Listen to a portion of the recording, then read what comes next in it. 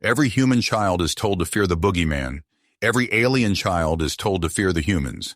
Ever since they were introduced to the Greater Galactic Council, they were feared and hated like no other.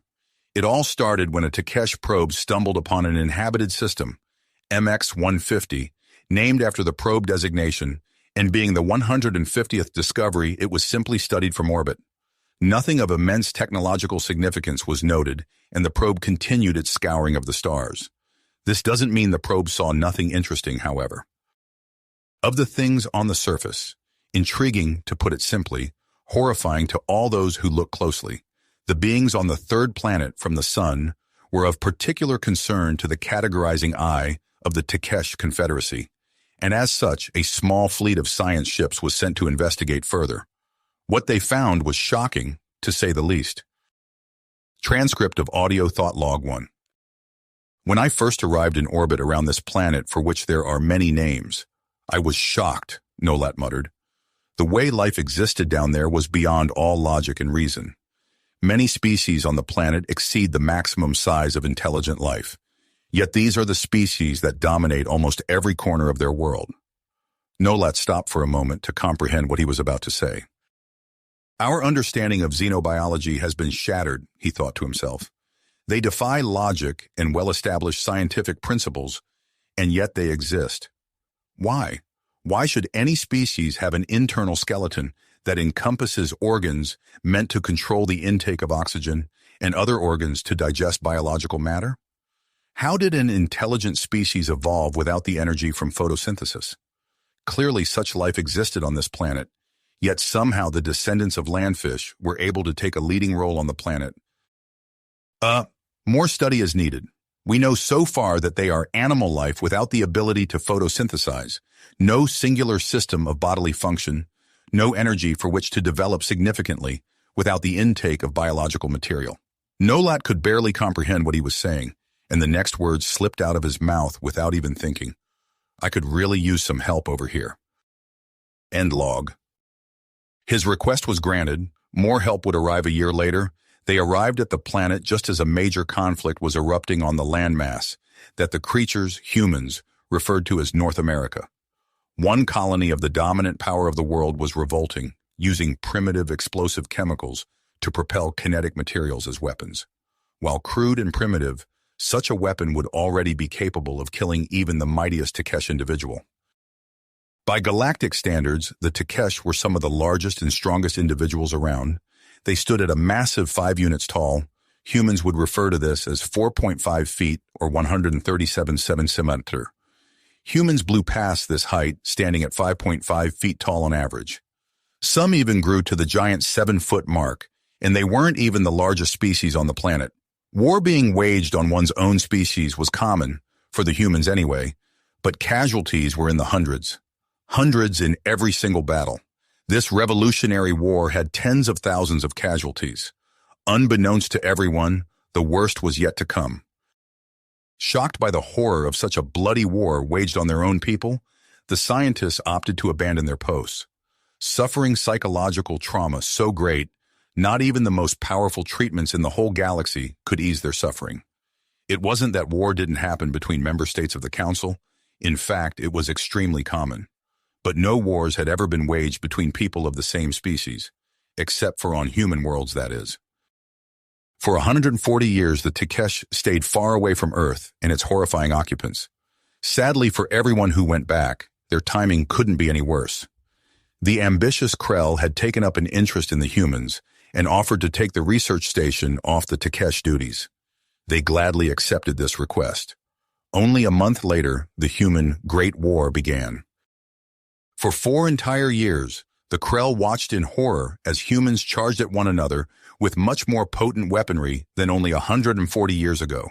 Machine guns, bolt actions, artillery, tanks, planes, bombs. The horrors fielded by the humans know many names. Most worrying of all was the rate at which such innovation had occurred. It took them less time to go from lackluster steam power to total industrialization than the fastest such speed known to the Galactic Council by a factor of 10. Not only were they deadly, but they were industriously so. By the end of it all, over 20 million humans were dead. Every single Krell who witnessed the spectacle firsthand killed themselves. 50% of those who were informed of the sins committed on the surface went into immediate shock. Once again, they left the research station abandoned, unwilling to ever gaze upon even the surface of the world below.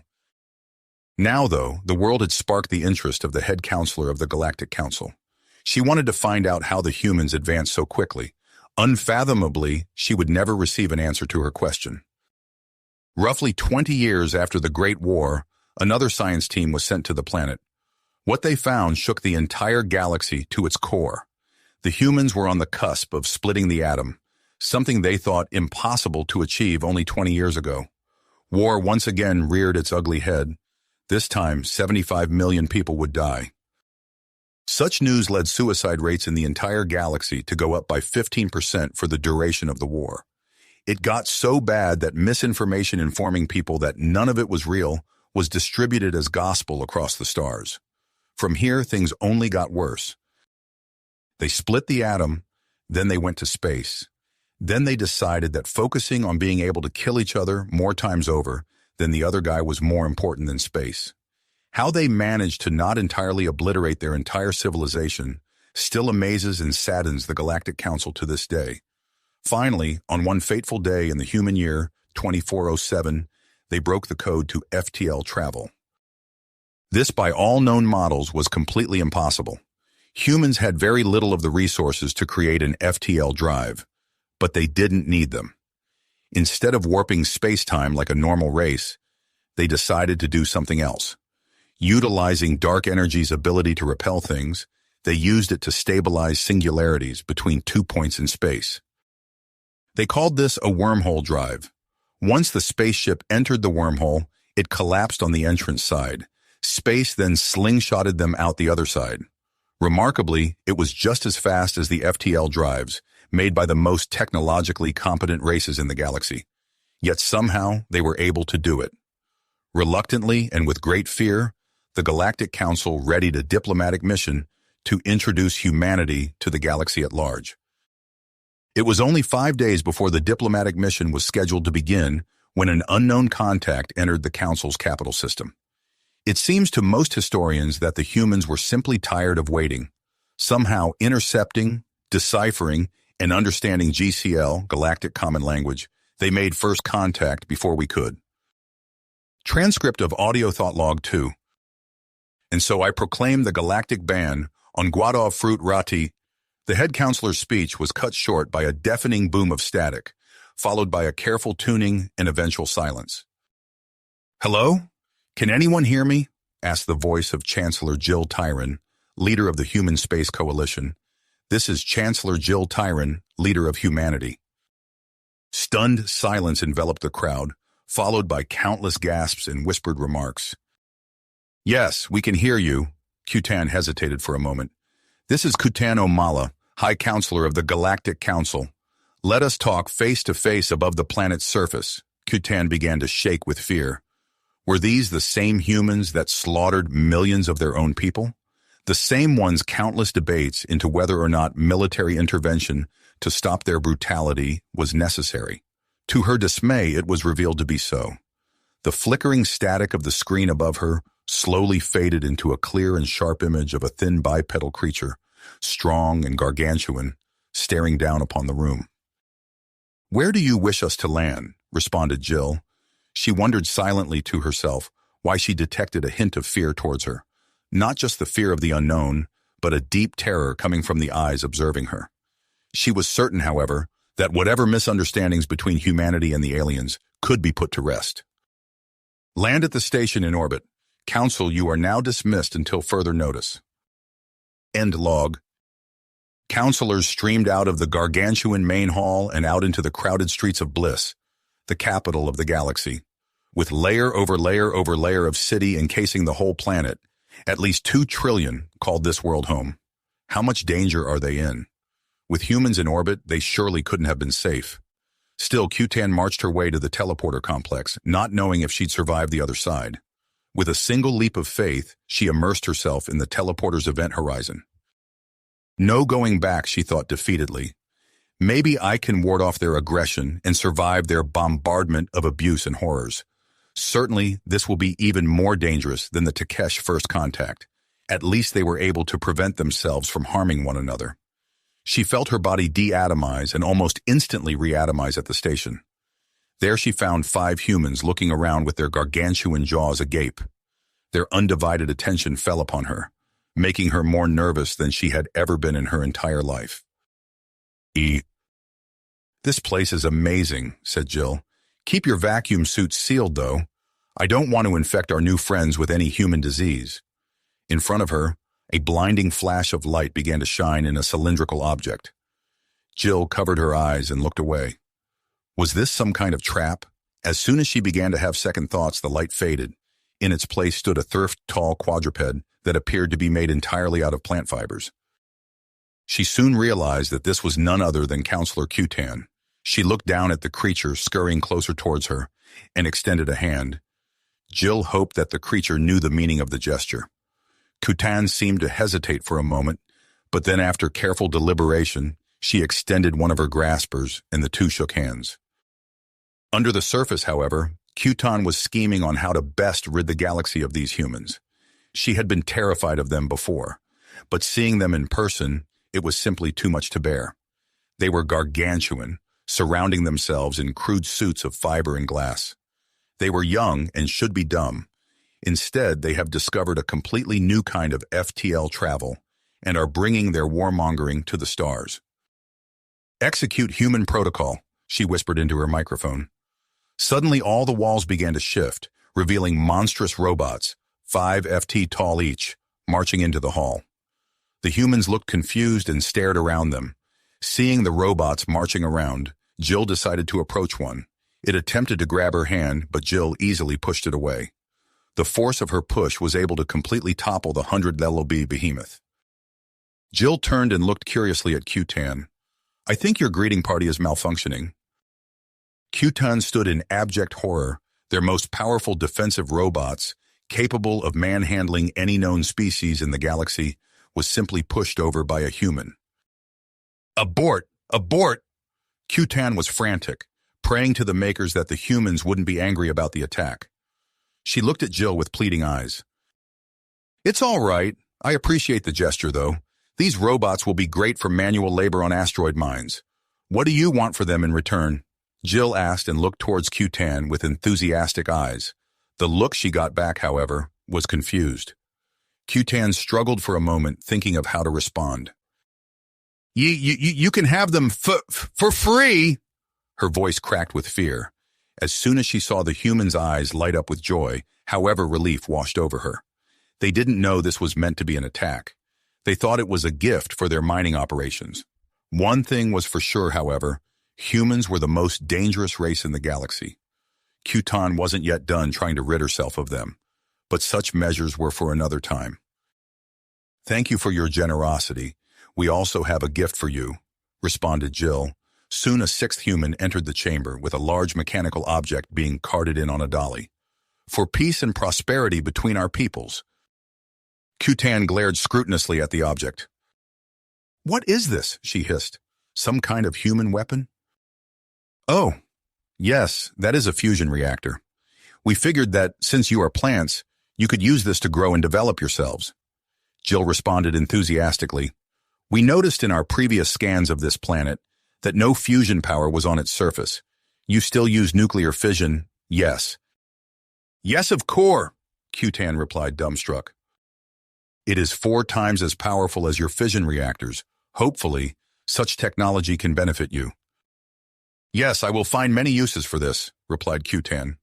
She was even more terrified than before. Suddenly she came to a grave realization. "How many star systems do you inhabit?" Jill's response was swift and shocking. 550. As of today, the number is steadily increasing with the advent of our FTL drives. Without realizing it, Jill just confirmed Kutan's greatest fear. They had spread too far to be contained. Without realizing it, Jill just told Kutan that conflict is inevitable. "Interesting. Very interesting indeed," muttered Kutan. "I must get back to the surface and inform my people. A diplomat will be sent up shortly. Thank you for your generous gifts." Before leaving, Kutan scanned the object for later replication. It is my honor, however, I will also be leaving. Human diplomats will arrive within the hour. I hope we can have cooperation between our great peoples. Jill walked carefully back to her ship and glanced behind her. Kutan had gone down to the surface. "Run!" she yelled to her troops, as she had figured out Kutan's plans the moment the robots attempted to attack. Alarms began to blare all over the station as the humans scrambled towards their ship. Eat! As soon as Kutan was on the ground, she screamed to the station operator, "Shut it down now. The humans can't be allowed to leave." "But Counselor, the station is important for trade." "It doesn't matter. The humans can't leave with any of the knowledge they have. Blow it up!" The operator gulped but did what he was told. "Self-destruct activated," he said in a high-pitched voice. "Why do we need to destroy them? Isn't that against our morals?" The operator's protest fell on deaf ears. "For years I have studied the humans from a distance. Only their home planet, however, their military technology has been successfully deciphered and recreated. We must destroy them to prevent their deeds from reaching the populace. It would cause too much devastation." Citizens of Bliss looked up to a burning sky. An explosion had destroyed one of the orbital stations around the planet. Mass panic and confusion erupted across the planet when suddenly all the screens in the vast ecumenopolis switched to a live speech from Counselor Kutan. "My fellow citizens, today a group of aliens, known as the humans, has destroyed one of our stations. I barely escaped with my own life. We are now in a state of war. Ready yourselves for a final conflict. Ready yourselves to fight for the very survival of our Grand Republic." "Punch it, Daniels!" Jill screamed. She was soon pushed over by the tremendous force of acceleration. Crashing into a nearby table, she felt one of her ribs crack, and she screamed out in pain.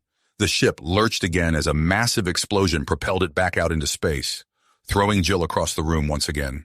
"Jump back to Earth. We need to warn them." Coils are charging up. Jumping in, 5, 4, 3, 2.1. Everything seemed to compress and push in on the ship for a moment. Then everything went back to normal pressure. The view screens of the bridge showed only pitch-black swirls around the ship. "We gave them the fake fusion reactor, right?" Jill huffed, exhausted from the mad sprint to the ship from the station. "Yes, we did. Hopefully we will beat their first contact ships to Earth," replied Captain Daniels. "Why, I thought that this was going to be peaceful coming into this," Jill said. She still had no idea why a sentient bunch of space plants would want to blow them up. "Their first contact fleet wasn't a bunch of science vessels. Detailed scans show a full battle fleet of over 200 ships," Daniels revealed. "They wanted to destroy us before we could pose a threat to them." "Good God. Hopefully we get home in time to throw out the welcome mat." Jill winced from the pain of her shattered rib. "Somebody get me some morphine." "On it," replied Hank, her head security officer, as he jabbed a small needle into her chest. The pain went away, and she began to think clearly again. "Make sure weapons are fully charged before we jump back into the system. Don't know if they'll be far behind us." Jill. Jill was clutching at her chest as the pain began to come back. With labored, painful breath, she observed the displays. It had been a torturous 4 hours since the jump into FTL. Almost there, she thought. "Hold on," yelled Hank over the deafening whine of the wormhole drive. "You're going to be fine." Boom! The ship groaned and slowed as it came back into real space. Jill was deafened and thrown into her restraining harness by the whiplash of the deceleration, pushing against her shattered rib and making her yelp in pain. "Daniels, get on a line with Congress," barked Jill through gritted teeth, "and get us to a hospital stat." "Yes, ma'am," Daniels replied, tugging on the control stick and banking hard right. "Nearest hospital is in orbit above Neptune, ETA 10 minutes. Patching into Congress now." Thank God for FTL, though, Jill thought. That might be what put us into this mess in the first place. FTL travel anyway, communication was trivial in comparison. All you need for FTL communication is to be able to detect one of the countless micro-wormholes caused by pockets of dark energy. These were everywhere, and so data was transferred through one with an extra burst of energy, allowing it to emerge from the wormhole at its required destination. Then any normal radio dish could pick up the signal and communicate with the sender in almost real time, the average delay being roughly 1.5 seconds each way, no matter the distance. The sound of static reverberated through the spacious bridge, slowly tuning and patching into a video call of every single congressman and congresswoman in a large dome chamber, the grand halls of Earth's great Congress, an assembly of representatives for every single one of humanity's colonies. In the center of the screen was Vice President Barry Willis, running mate and good friend of Jill's. "So how'd it go?" asked Barry with a toothy grin and a strong Southern accent, his one biological eye gleaming with excitement. Then he and the rest of the Congress saw the condition of Jill and her crew. Countless cuts and scrapes littered their bodies thanks to the very fast and unceremonious scramble out of harm's way. Jill's mouth and nose were leaking blood, and everyone looked like they were very shaken up. "What the hell happened?" Barry asked with a much less excited tone, the grin on his face gone, his mechanical eye turning red, his face contorting with barely contained anger. "Not well," Jill sputtered as she began coughing up blood. "Aliens tried to blow us up while we were leaving. Enemy ships might not be far behind. En route to Neptune Medical Center as we speak.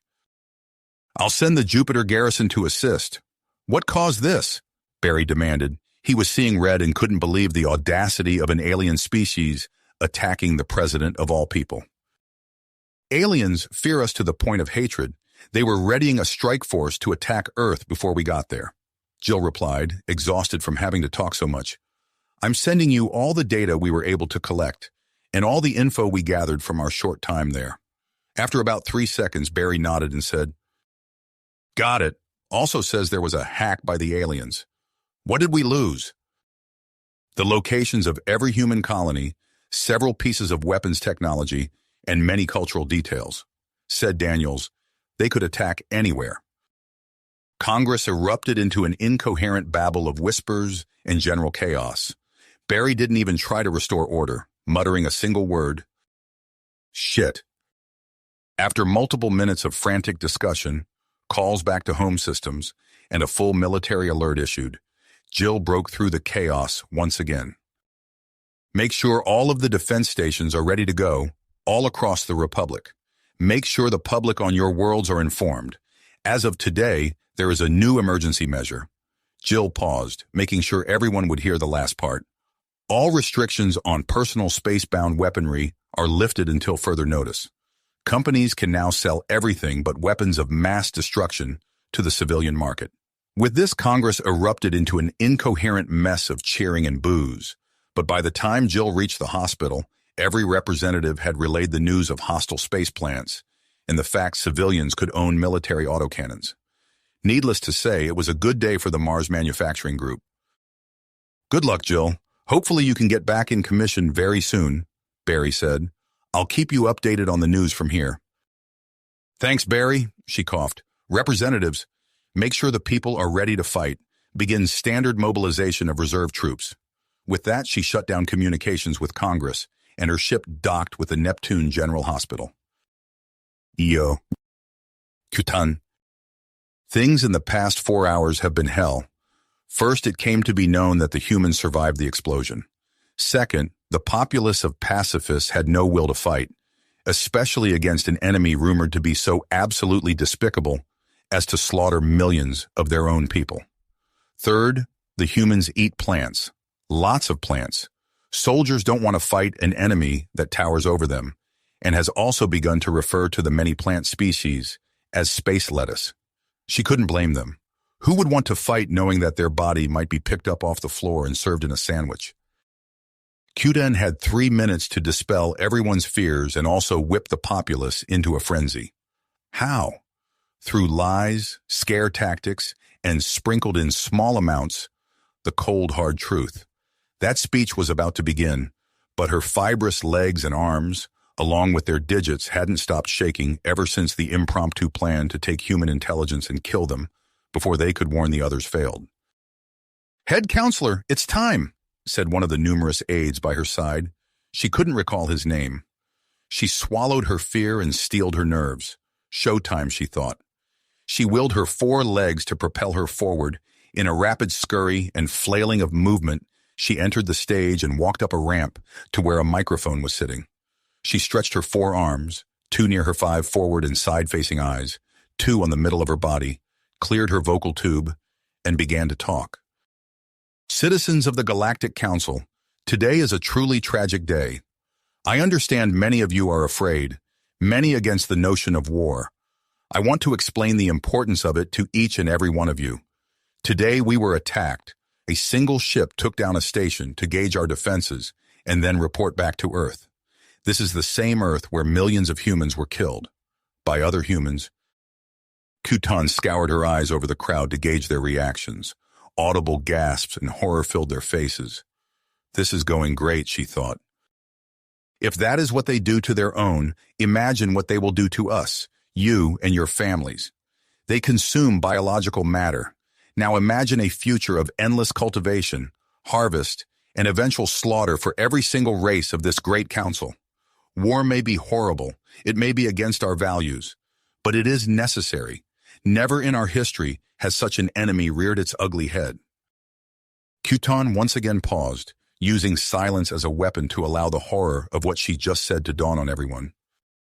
Do not lose hope. Our fleets are strong, technology sound, weapons armed and ready. Cast your doubts aside, replace them with honor-bound duty in the face of evil.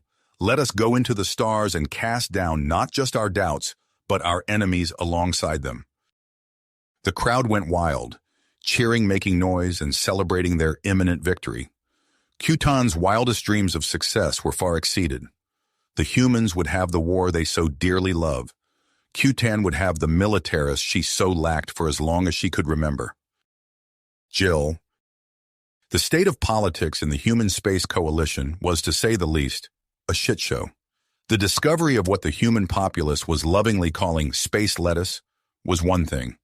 The legalization of military weapons was a whole other situation. For the past hour, the news hasn't cared about hostile plants in outer space. No, they're concerned about the new laws coming out of it. Jill let reason triumph over her pain medication. Of course, that would be talked about. It was a contentious issue for the past decade. Should civilians have access to military hardware? Up until now, Jill didn't see any reason for it. Trade routes were well protected and piracy was rare. Political opponents, however, said that while rare, piracy is still out there. All of this debate was thrown into a whole different context when hostile aliens were involved. To Jill, it was a no-brainer. She had almost lost her life at the hands of these aliens and saw firsthand one of what would obviously be many more armadas preparing to come to Earth. Some, however, were accusing Jill of being paid off by the Mars Manufacturing Group, MMG, and were against the decision based upon that assumption. The internet was no better. Debates raged, and Jill was in absolute agony. No longer affected by the pain, doctors took care of the shattered rib and gave her plenty of painkillers. She was just out of commission due to the effects the drugs would have on her judgment. She wanted to be at the helm of her ship, steering it through the treacherous waters ahead, constantly informed of the dangers needing to be avoided. For now, though, all she could do was listen to the TV over the hum of the cold and oppressive fluorescent lights. "Need anything?" asked Hank. "I know you aren't having the time of your life in there." "Another water would be nice," Jill replied, and Hank walked away briskly. She listened to his footsteps going away for a moment until her thoughts were rudely interrupted by a loud beeping sound. It was Barry to inform her of new developments. He had a frantic look in his eyes. This couldn't be good, she thought to herself. Alien ships have been detected in at least 5 different systems. Frontier, Harmony, Sirius, TRAPPIST-1, and Proxima Centauri all have 40 contacts each. "Call an emergency meeting of the Congress," she replied. "Doctor, I need the painkillers purged from my system," Jill yelled, right as Hank walked back into the room with a new glass of water. "Still want the water?" asked Hank timidly, his eyes locked on the frantic nature of the screen in front of Jill. "Yes, thanks, Hank," Jill said while grabbing the water and taking a long drink. "Get the doctor in here. I need to be able to think straight for this." "Yes, ma'am," he replied. "Show me what's going on," Jill said to Barry. It was about time the aliens would show themselves. Admiral Westman. All right, people, get comms and defense batteries online across the colonies. I need live feeds from Frontier, Harmony, Sirius, TRAPPIST-1, and Proxima Centauri. Get attack map up and running ASAP. Yes, sir, replied the war room technicians in unison. Deep below the crust of Earth was the War Room Command Center of the Human Space Coalition. Buried in a mile of concrete, reinforced with tungsten titanium alloy, it was impervious to all but the most powerful ground attack.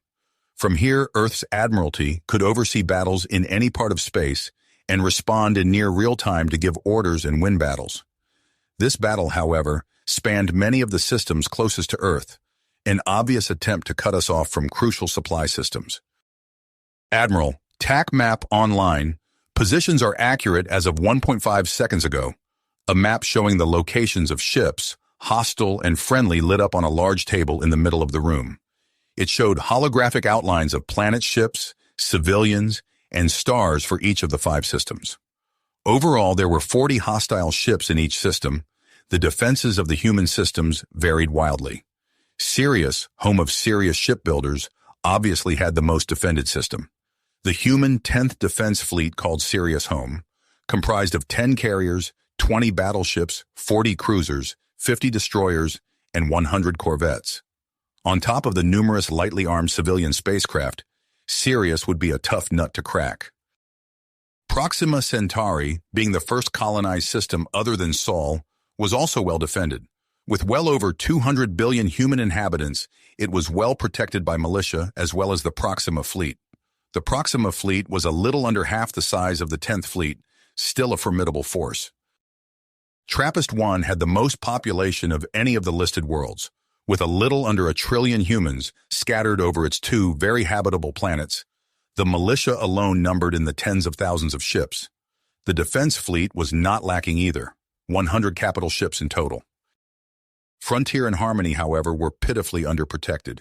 Each with only 1 billion humans, the brunt of military and militia force was away. The only defense these systems had was the miners in the outer regions of the systems. Understood. Get me comms with the lead captain of each defense force. Give me intel on the capabilities of their ships, barked the admiral. He was a gruff and strong man, with a long history of space combat. He wanted to keep his troops alive. Static filled the room for a short time. Eventually, 5 commanders' holograms were shown alongside their fleets. Admiral Smith led the 10th Defense Fleet, Admiral Oda with his Proxima Defense Fleet, Admiral Krieger of the TRAPPIST 1st, Captain Bob Smith of the Frontier Mining Corps, and Captain Will Baker from the Harmony Mining Union. The men stood at attention, waiting for orders and guidance from FleetCom back on Earth. "Good day, gentlemen. Let's get to work," said Admiral Westman. Fleetmaster Yektal. A railgun round slams into the shields of the Fleetmaster's flagship, Vengeful Retribution. The lights inside the ship flicker, and the hull groans as power is diverted from the biometal hull to the shields. He has no idea how long his ship can hold up in this predicament, powerful as it was. The Vengeful Retribution was the largest ship in the Galactic Council's fleet, over 3 kilometers long, its sleek and flowing hull made of superfine strands of durable plant fibers and iron, glistening under the light of Harmony's sun. The design was permeated with pockmarks of auto turrets, firing irradiated bolts of superheated nuclear waste towards their relentless enemy. The human ships measure in the hundreds. Communications are in chaos, yelled Obata, the Vice Minister of War for the Galactic Council. We must fall back. Coward, shot back Yektal. We are just getting started. We have very few enemies in this system. We will prevail. Or at least Yektal thought he wasn't what the humans would see as a sane individual. Ever since he had his frontal lobe removed, he has been unable to feel emotion and lacked reason. In humans, this would be completely unacceptable for military personnel. In the alien races of the Council, however, aliens of the Council are very apprehensive and overall completely against military action.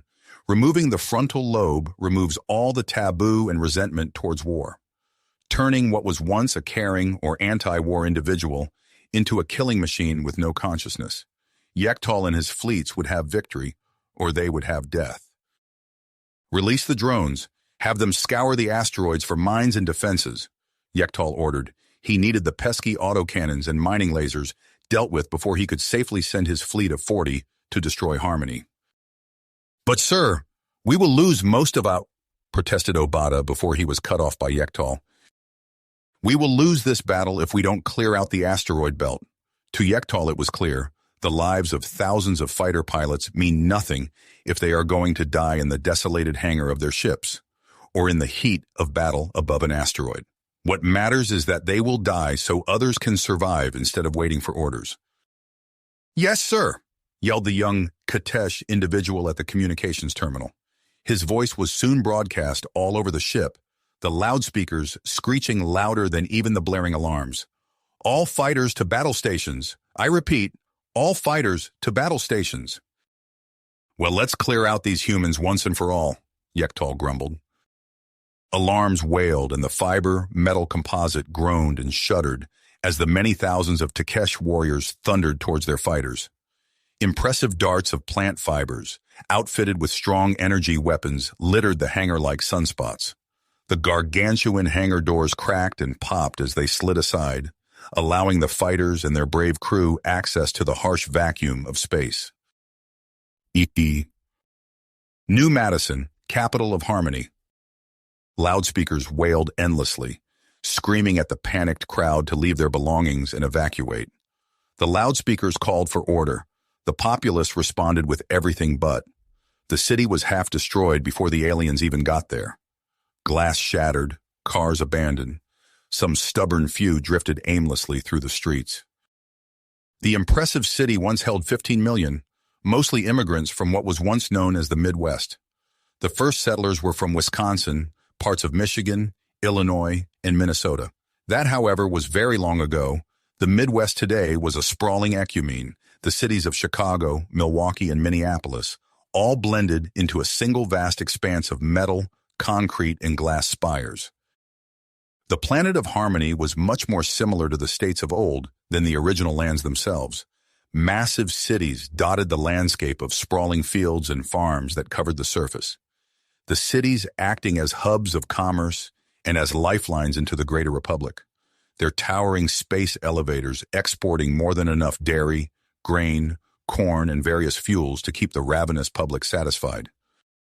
For the 200 years Harmony was settled, it thrived, it grew, it survived.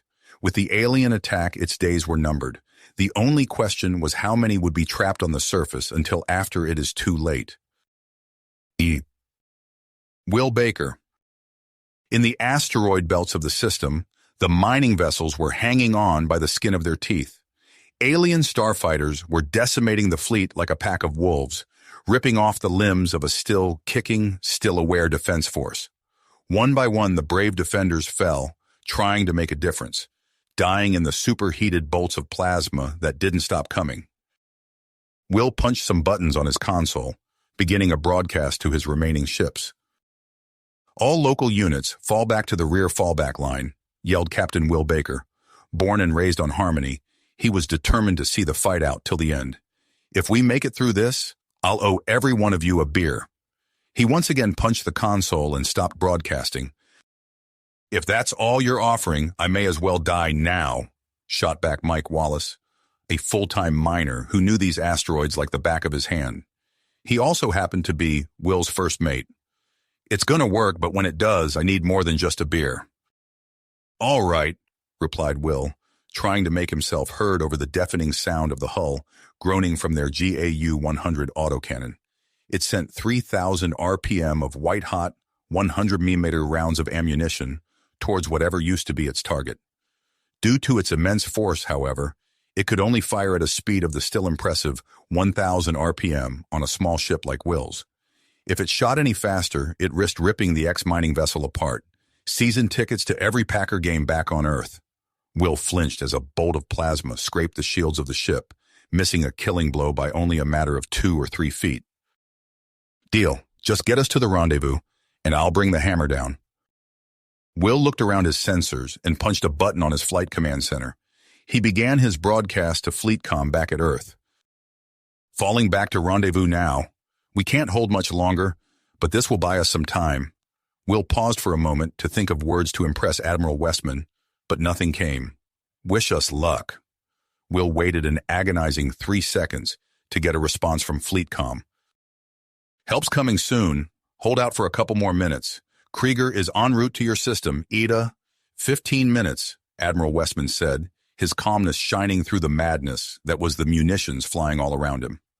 Will then punched another button on his command center, now transmitting to the ships under his command. Everyone fall back to the rendezvous point. Make sure it looks like you're running. Will stopped for a moment, trying to think of something inspiring to say. Every second is another 1,000 lives saved. Make each one count. Will had no idea whether or not that was true. The number of people they saved each second was unknown to him. It seemed to have the desired effect, however. He swore he saw the ships under his command, firing and moving a bit faster than they had before. All right, Mike, get it ready, Will barked over the whine of his strained engine. We're on the clock. Already on it, screamed back Mike, tinkering with a large device in the rear hangar. The plan was simple. Lure the fleet into following them through the asteroids to finish them off, only to detonate a nuclear mine once they got too close, destroying the majority of enemy forces and buying Will and his fleet some much-needed time. It's ready! Mike made a mad dash for the airlock door and stumbled inside. He slammed the emergency door control lever to the closed position and yelled to Will, I'm out! Drop it now and gun it! The G-forces of the sudden acceleration flung Mike into the airlock door. Will was busy informing his troops. Payload is away! Get the hell out of Dodge! Will strained the engine past its breaking point and willed it to go faster. His sensors indicated everyone else was doing the same. This is Captain Will to Fleetcom. Bomb is away. Will switched off the communications and diverted all his remaining power to shields. His sensors went dark, and he hoped that their plan would work. In what felt like hours but was only 15 seconds, Will reminisced about his days as a child, working on his family's farm on Harmony, driving tractors, maintaining drones, caring for animals, all the things he hated most back then. Now he longed for nothing more than to live to do it all again. His daydreams were thrust back into reality with a tremendous shockwave of force. The hull shuddered and groaned, long cracks and fissures forming on the interior walls. The ship shook violently and several electronics began to pop and spark from the sudden spike in power consumption. The shields strained and weakened as the shaking only got worse. Luckily for Will and Mike, the shockwave passed and the shields held. Mike tenderly touched the back of his head and felt warm blood. He had cut it on a sharp piece of metal when the ship shook violently. He braced himself against a railing and stood up. His vision faded to black, and he very nearly passed out, catching himself at the last second. He clung to the wall for dear life and limped his way back to the cockpit. Will was busy getting systems back online. They stubbornly refused to cooperate and took far longer than expected to come back to life. Once the communications came back online, he instantly pushed some buttons and began talking to his fleet. If you can hear me, please respond. I repeat, please respond. Will began to panic, second-guessing whether or not anyone else made it. If you can hear me, please respond. Fire Team 1, everybody is still alive. Fire Team 2, all hands on deck. Fire Team 3, multiple ships crippled. No casualties, but we need help. Will breathed a sigh of relief, then asking one final time. Fire Team 4, please respond. The enemy is an ad. We need immediate assistance. Will glanced down and saw the sensors begin returning to life. He saw the ships of Fire Team 4 being quickly picked off. Then to his horror, he saw that the alien flagship had survived. Fighters began to swarm at the survivors of the fire team. Completely exposed and out of the asteroid field, they had nothing to hide behind. The plasma weapons of the capital ship began to shine to their true, terrifying capacity. Ships fell one by one under the might of the mighty battleship. He turned to Mike for assistance, only to be greeted by a strong uppercut to his jaw. Yeah. Mike. Mike's body was in utter agony, clearly suffering from a severe concussion and quite possibly multiple broken bones. He was in hell. He hobbled his way to the cockpit but stopped to rest about halfway through the hallway. Right in front of him lay an intersection in the ship's hallway. It led left and right to two single-person escape pods. He looked both ways and came to a shocking realization. One of the escape pods had been destroyed. Looking through the viewport of the left escape pod, he saw jagged, twisted metal, exposed to the vacuum of space. He wiped his eyes to make sure he wasn't seeing things. To make himself completely sure, he began limping down the hall. It had only confirmed his vision's realization. There was only going to be one person getting off this bird if it came down to it. He began to walk towards the intersection once again, turning into the main hallway and marching towards the cockpit. He carefully observed the situation.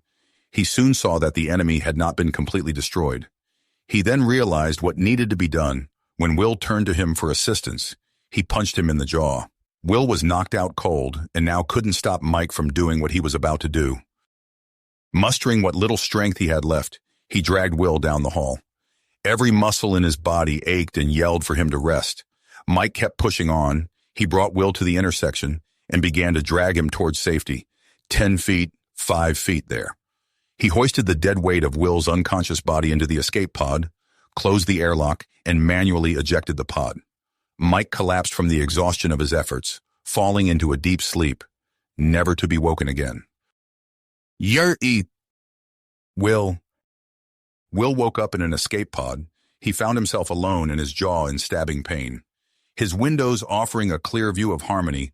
To Will's horror, it was ablaze. He cleared his head and looked around. Wreckage of ships dotted the space around him. Nearby, he saw the hull of what was once his ship split in two. Soon after, his comms began to cackle. "This is Admiral Krieger of the Trappist First. Is anyone left out there?" Even Will in his deteriorated state could hear the desperation in the Admiral's voice. Will mustered his strength and clicked the device on. "This is Captain Will Baker. I am adrift in an escape pod. How many made—" He coughed and massaged his aching jaw. "How many made it out?" "Half the civilians managed to get off the planet before the space elevators were destroyed." The Admiral's voice faltered and trailed off. You're the only military left in the system." Will's heart sunk to the bottom of his chest. "You did all you could." On the observation deck of the mighty warship stood three of the most powerful men in all of human space. Admirals Krieger, Oda, and Westman overlooked a terrifying scene. An entire planet reduced to a lifeless hell of ash and bone. The ghost of Harmony was a haunting sight, a specter of what used to be, causing unrest and riots on hundreds of the outer colonies.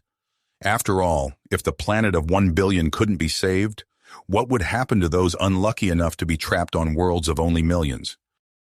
The argument held water on the surface, but the admirals knew that more isn't always better. If Harmony was a planet of mere millions, the population could have evacuated on time. This reason didn't resonate with the greater public, however. Some in the minority even called for the total recession of their planets from the Greater Republic. The silence was soon broken by an exasperated Krieger. "One survivor? The militia was completely destroyed. I can't imagine the loss that man feels." Once again, the mournful silence returned, each man staring blankly at the still raging fires down on the surface. "I will see to it that he and the families of his comrades are well taken care of," Westman somberly replied. "I just wish I could have gotten here sooner. Maybe they could have been saved. If only I was less reckless, my ship not damaged, I could have saved more," cried out Krieger. The other two men shifted nervously. Krieger was not in a good state of mind, suffering from a bad case of self-guilt. Westman was beginning to ask himself whether or not Krieger was still fit for duty. "Don't blame yourself, Admiral," said Oda. "You didn't bombard this planet. Don't forget that." The silence once again enveloped them, gazing towards the old cities and farms dotting the surface, now reduced to charred patches of gray ash and soot. "The gloves are off. Once we finish building up our fleets, they will pay for this day. Their planets will burn brighter than their own stars. They will know the consequence of what has been done." With his final words said, Krieger stormed out of the room, towards the elevators. Oda and Westman stood for a minute longer. "You need to relieve him of duty. He needs to overcome his bloodlust," Oda muttered. "I'm glad I'm not the man who has to tell him." "Thanks for the words of encouragement." "Good luck." The two men walked to the elevator, plummeting through the decks of humanity's great flagship. Down to the 5th floor, Oda stepped out, nodded one last time to Westman, and continued on his way. Westman went back up to the 10th floor, walking down the long, spacious hallway filled with support beams and weapon racks, walking and walking for minutes until he finally reached an impressive blast door. He scanned his hand on the pad outside, and it flashed green. Loud pops and thuds were heard as the dozens of metal locks disengaged. The large blast door creaked and wailed as it rolled to its side, revealing a gargantuan room filled with screens, chairs, officers, and weapons command centers. This was the bridge of Westman's flagship, the Human Dawn. "Admiral on deck!" shouted Vice Admiral Preston Smith, second in command of the entirety of Westman's fleet. Everyone inside the bridge immediately stopped what they were doing and stood to attention. Hand placed firmly at their brow and still as stone as they waited attentively, the Admiral stood for a second, observing his crew and their duties before responding. At ease, at once every soldier resumed their duties. The chaos of it was beautiful, so seemingly random and disjointed in times like this, turning into a well-tuned and orchestrated killing machine when need be. He walked on the long catwalk going to his central command area, admiring the hologram of his ship, 5 kilometers long, 1 kilometer tall, and 1 kilometer thick. It was the largest ship in the human arsenal, and very likely the entire galaxy. With over 250 railguns, 1,000 autocannons, 2 heavy mass accelerators, and countless point defense turrets, it was nigh unbeatable. The hangars of the ship carried 500 fast strike fighters, 200 long-range bombers, 1,000 troop transports, and hundreds of various logistic craft. Surrounded by a fleet of 15 battleships, 10 carriers, 50 cruisers, and hundreds of destroyers and corvettes, the battle group could turn the tide of a whole war if they played their cards right. The Admiral marched to his communications officer, his white cloak streaming behind him, his sleek gray uniform glistening with medals and adornments. His very presence inspired his men to work harder and faster, demanding the best and getting the best performance from his crew. The communications officer turned and saw Westman coming towards him. "Sir," he yelled, coming to attention. "At ease, I need you to send a communication to Krieger's fleet." "Yes, sir." The officer paused over his workstation, waiting for orders to come. "Tell them that until further notice, Admiral Krieger is relieved of duty. First Officer Williams should take control." The officer typed furiously into his keyboard. Once done, he looked over his letter for mistakes and sent out the communication to Krieger's fleet at once. Mo. Q-Tan. Once again, Q-Dan found herself and her council in crisis. The attacks on the humans were widely unsuccessful. Only one planet had been destroyed, but every fleet sent was almost entirely obliterated. The few ships that did limp back to the shipyards told stories of complete obliteration. The destruction of an entire human world also caused considerable headache in the nation. Citizens were outraged and appalled that we should stoop to such actions. They claimed that these attacks were only provoking the humans into even more horrid weapons and strategies. There was no way of knowing whether or not that was truly the case. Intelligence on the humans has been scarce throughout the years, even more so in times of war. Q-Tan looked out her windows overlooking the city below. Bliss was the most beautiful thing she had ever seen or ever will. The vast spires of fibrous green, contrasting with the silver metal, streets filled with people, a vast, ever-moving sea of life. The trillions who called this place home were all intricate, delicate creatures, relying on the power sources to provide light for their continued survival. Now, however, she heard a loud crash at her door as it burst open. A young Krell burst into her office. Standing at 3.5 feet tall, he appeared to be exhausted from moving a long distance. A tinge of desperation shone through his eyes, and Q-Tan was worried this wasn't good news. "Hi, Counselor. There's been a leak," the Krell said. "There is footage circulating of you being the one who destroyed the station in orbit. The citizens are in an uproar." Q-Tan shot back around to look at the people she had been admiring mere seconds ago, but looked closely. She saw a clear crowd had formed around the Capitol building, each carrying signs and just barely contained by security forces. Why was I not informed of this earlier? She demanded. Her fury was felt by the young Krell, and he immediately began to stutter out a response. Speak louder, she screamed. The protesters cut the communications. We have been disorganized. It's coordinated. Q-Tan's demeanor softened, but her mind began to race.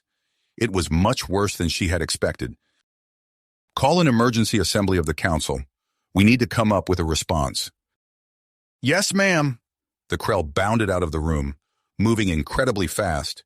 Poor guy didn't have teleporter privileges. Q-Tan pressed a few buttons on her desk, and a teleporter revealed itself in the corner of her room. She stepped in and was instantly beamed down to the council floor. The grand dome of the council chambers was filled with light as more and more councilors teleported into the room. Brilliant flashes of white light temporarily blinding any who looked too close. For multiple minutes, the council was still forming, but Q-Tan could already hear the mutterings of her fellow council members, none of which seemed to be in support of her. She truly needed a miracle to retain power. Harmony system. Has Krieger's fleet responded to my order yet? Inquired Westman. It had been multiple minutes since Krieger would have reached his ship. Curiously, though no response has been sent, informing him of the transfer of power, Westman was getting frustrated at the lack of response. Nothing yet, sir, replied the communications officer. Give me the damn transponder. Yes, sir. This is Admiral Westman. I am ordering you to respond. Have you relieved Krieger of his duties? Once again, silence fell upon the Admiral's ears. He was readying his voice for a barrage of yelling and orders to flow out of it when he finally got a response, but it was too faint to hear clearly. Say again. No. This time the message came clear as day, and it wasn't just anyone who answered. It was Krieger. Krieger, I am ordering you to stand down. Not until they pay for this crime. The sky was lit up by the light of 100 ships entering FTL all at once. A little over half of Krieger's fleet jumped with him. The other half stood defiantly still. Fleetcom erupted into an incomprehensible mess. Captains of different ships were asking what just happened.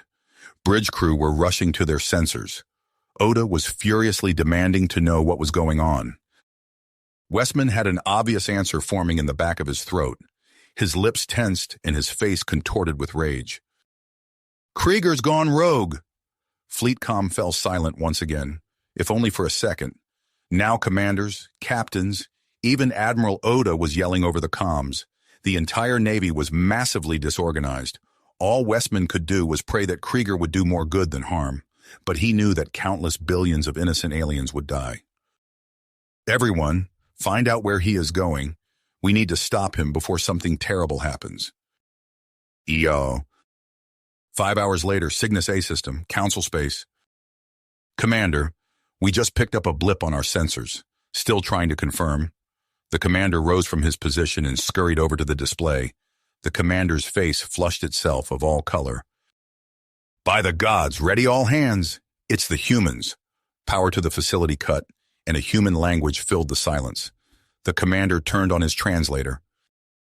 It is your time to repent for your sins. The communication stopped, and the sensors got a clearer picture of what was out there.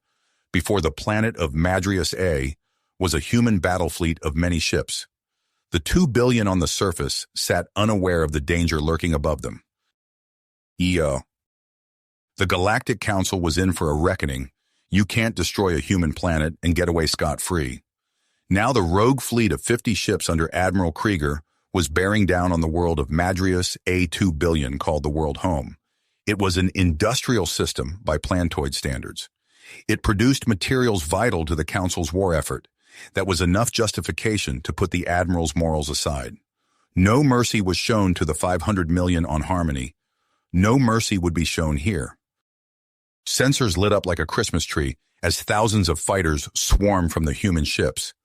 Weapons fully charged, the poor souls stuck on the system. Defense platforms didn't stand a chance. They scattered and scurried towards their flak cannons, shooting blindly into the void. One shot hit its target. The aliens cheered and celebrated their small victory before swiftly being blown away by a coil gun. It was a terrible sight. The planet of Madrius A was a lost cause, but this didn't stop the defense fleet from trying. They rushed into battle positions. 50 ships strong, they formed a defensive line 100,000 miles from the planet. Within minutes, they were being swarmed by the angry hive of fighters and bombers, ripping away at any unshielded components of the bioship defenses. Point defense systems fully charged up, thousands of rounds per minute of superheated nuclear waste dispersed the angry swarm. The fighters began to turn tail and run. Some 10 overzealous commanders pushed their ships forward. The whirring metal and fibers generated enough power to push the hulking living ship forward, chasing after their enemies intent on thinning the horde. Sadly for them, their bravery didn't pay off. Human battleships quickly capitalized on their enemy's mistake. Gargantuan coil guns, rail guns, and missile batteries firing in unison, ripping 8 of the 10 rushing ships into heaps of twisted metal and burnt biomass. The surviving 2 ships tried to slow down and return to formation, but the very prey they were chasing once again began to swarm. The 2 ships were ripped apart by the human fighters in mere seconds. Strong and once defiant ships became a dead field of space debris in less than a minute. The defensive line opened up all weapons, trying to keep the horde at bay. Bolts of plasma and nuclear waste streaked through space and split open any fighters who dared get too close to maneuver away. Human ships returned the courtesy, darkening the void with their cold and ruthless kinetic weapons. Traveling at relativistic speeds, the alien ships had no choice other than maintaining massive distance from the weapons. Multiple shots hit their mark. Another 5 ships were crippled or entirely demolished by the impacts. The human fleet split into 3 groups, one attacking the Council fleet head-on, keeping the most powerful frontal armament occupied. The other groups dispersed across all 3 directions, moving above, below, and to the sides of the main formation. The 3 groups coordinated fire, shooting from multiple directions at their helpless enemy. Even more ships were reduced to shriveling plant matter floating in space, as the onboard navigators couldn't avoid all the projectiles swarming their ships. Gunners onboard the Council ships shot frantically. They managed to disable around 10 human ships by the time they went down in a blur of white light as the relativistic impacts shattered their hulls. Only 5 alien ships remained. 4 of them jumped into FTL, trying to warn the others and get help. The one remaining ship charged at the human fleet defiantly, overcharging its reactor in an attempt to bring them all down. The plan was quickly shot down as the humans also jumped into FTL, going to the other side of the planet. The brave souls of the alien vessel died in vain, surrounded by the dying husks of what used to be their comrades. Now the mad admiral turned his sights onto the planet below him, the fate of 2 billion souls hanging in the balance. He waited long and argued within his own mind about the correct course of action for multiple minutes, before finally deliberating his solution to the fleet. Total bombardment, no survivors, no surrender. Instantly after the order, the anxious gunners lit up the sky, wishing for nothing more than revenge for the slaughter of Harmony. Civilians looked toward the sky of Madrius A. Above their heads, they could see hundreds of thousands of brilliant white lights. Like a deer in the headlights, they stood there for precious few seconds.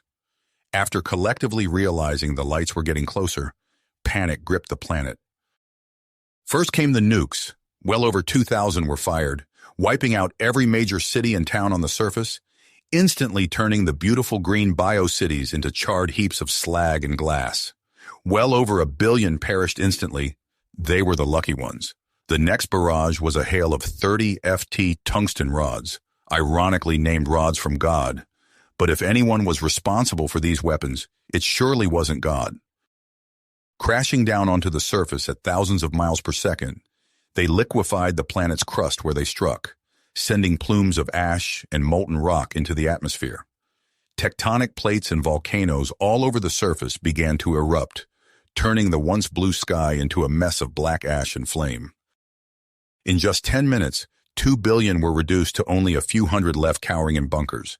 In 15, not a single soul would be left alive. The humans had now become the very monster they so despised, the deep desire for vengeance and destruction completely unlocked.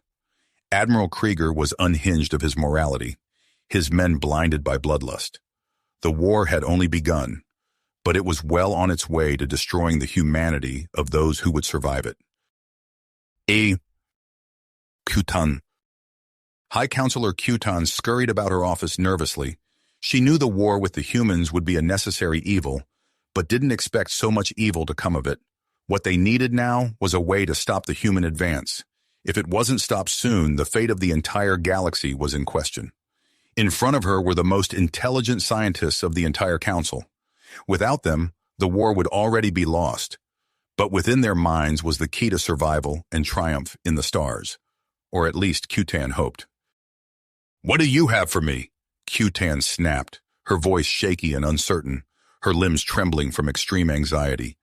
"Your lives are on the line. Everyone's lives are at stake." The scientists looked at each other with pleading eyes, obviously trying to shift the responsibility of talking to someone else. Finally, the scientist in the center stepped forward and composed himself. By far the oldest and most experienced scientist, he blinked once and then began to speak. "We believe there is a way to stop their FTL." He paused and gathered his thoughts.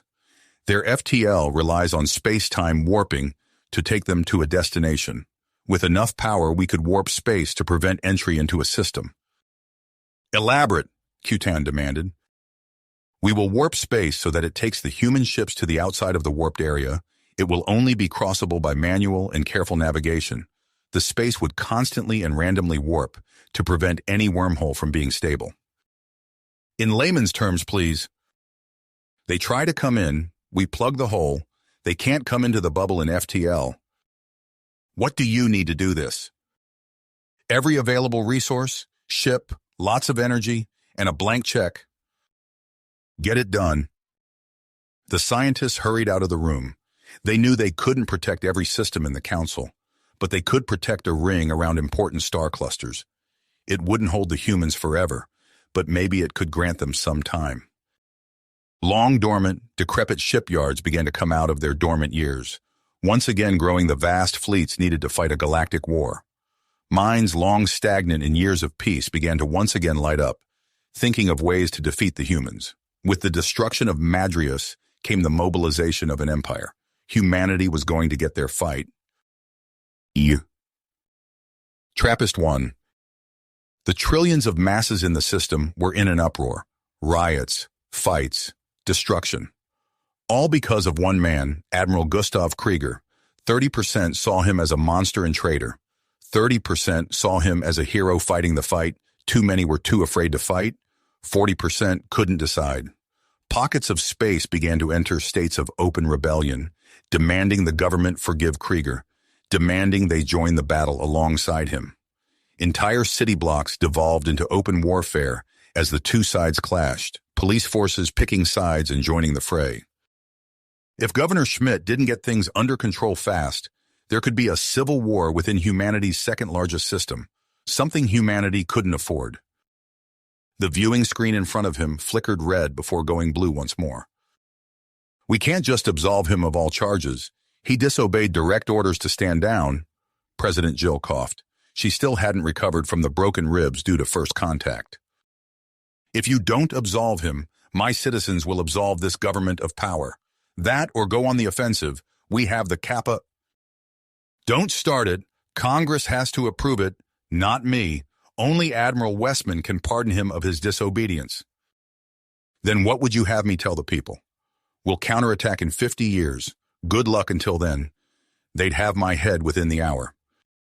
"Congress will have your head sooner if we go against them. Once they approve WMDs, we will end it. Until then, maintain order to the best of your ability." "This is outrageous. How could you?" The screen flickered off. "Damn it." Schmidt looked out the vast glass panes, gazing at the TRAPPIST-4 skyline.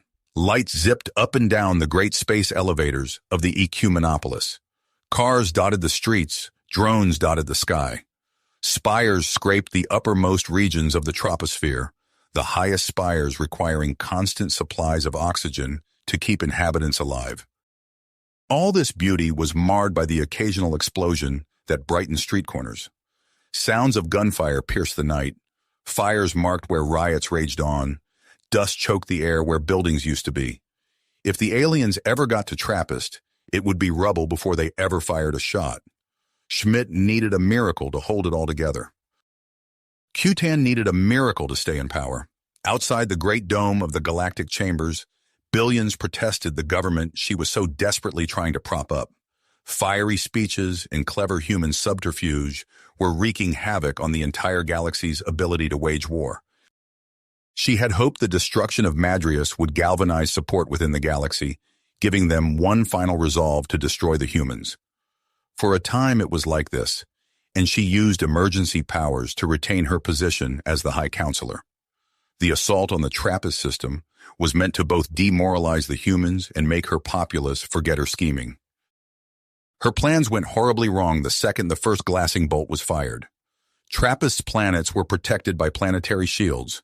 No bombardment could get through. Eventually, scientists figured out how to get slow-moving transport craft through the shield. Thus began the most disastrous ground invasion in all of history. Log update, High Counselor Cutan, 14th day of impeachment hearings. Over 5 billion troops were sent in the first wave. Only 2 billion reached the surface. We kept pumping more and more resources into the planetary invasion, but the humans wouldn't give up. For the first few days, we had success after success. We secured a landing zone and gained a foothold. Our troops marched through deserted street after street. The expanse of the Ecumenopolis seemed overwhelmingly abandoned. After one human week, things changed. Our troops, now numbering 50 billion, began encountering stubborn militia. People decided not to leave their homes, but instead to stay and fight. Their weapons vastly overpowered ours, destroying warrior and machine alike in single shots. They struck from everywhere, street corners, the tops of high-rises, in crudely armored vehicles, in the sewers, from stores, and even inside the desecrated hulks of abandoned cars. Casualties were enormous. Over 1 billion each day would perish at the hands of the militia, and yet we pushed on. This militia got more desperate, deliberately strapping explosives to themselves, buildings, cars, destroying entire legions of infantry in single attacks. They sacrificed their own lives to buy more time for the coming storm. On the third week, our troops had reached one of the gargantuan industrial rings of the planet city. There, our troops were greeted with hell. Tanks, airplanes, artillery, bombs, anything you could imagine. They hit us with it, hard. Then came the drone swarms, indiscriminately firing at anything that moved, decimating our supply lines and troop columns. The skies rained death, and the ashes of our troops choked the sky.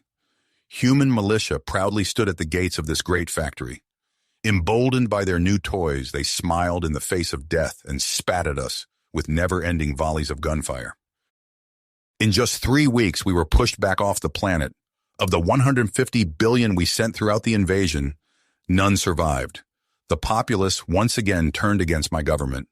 The situation is so dire that the long-ago forgotten articles of impeachment have been rediscovered and pushed forth by my council. End log. High Counselor Cutan, your research lead is on the line. Her stupor was interrupted and she stammered a hasty reply. What? Your research lead is on the line. Oh, patch him through.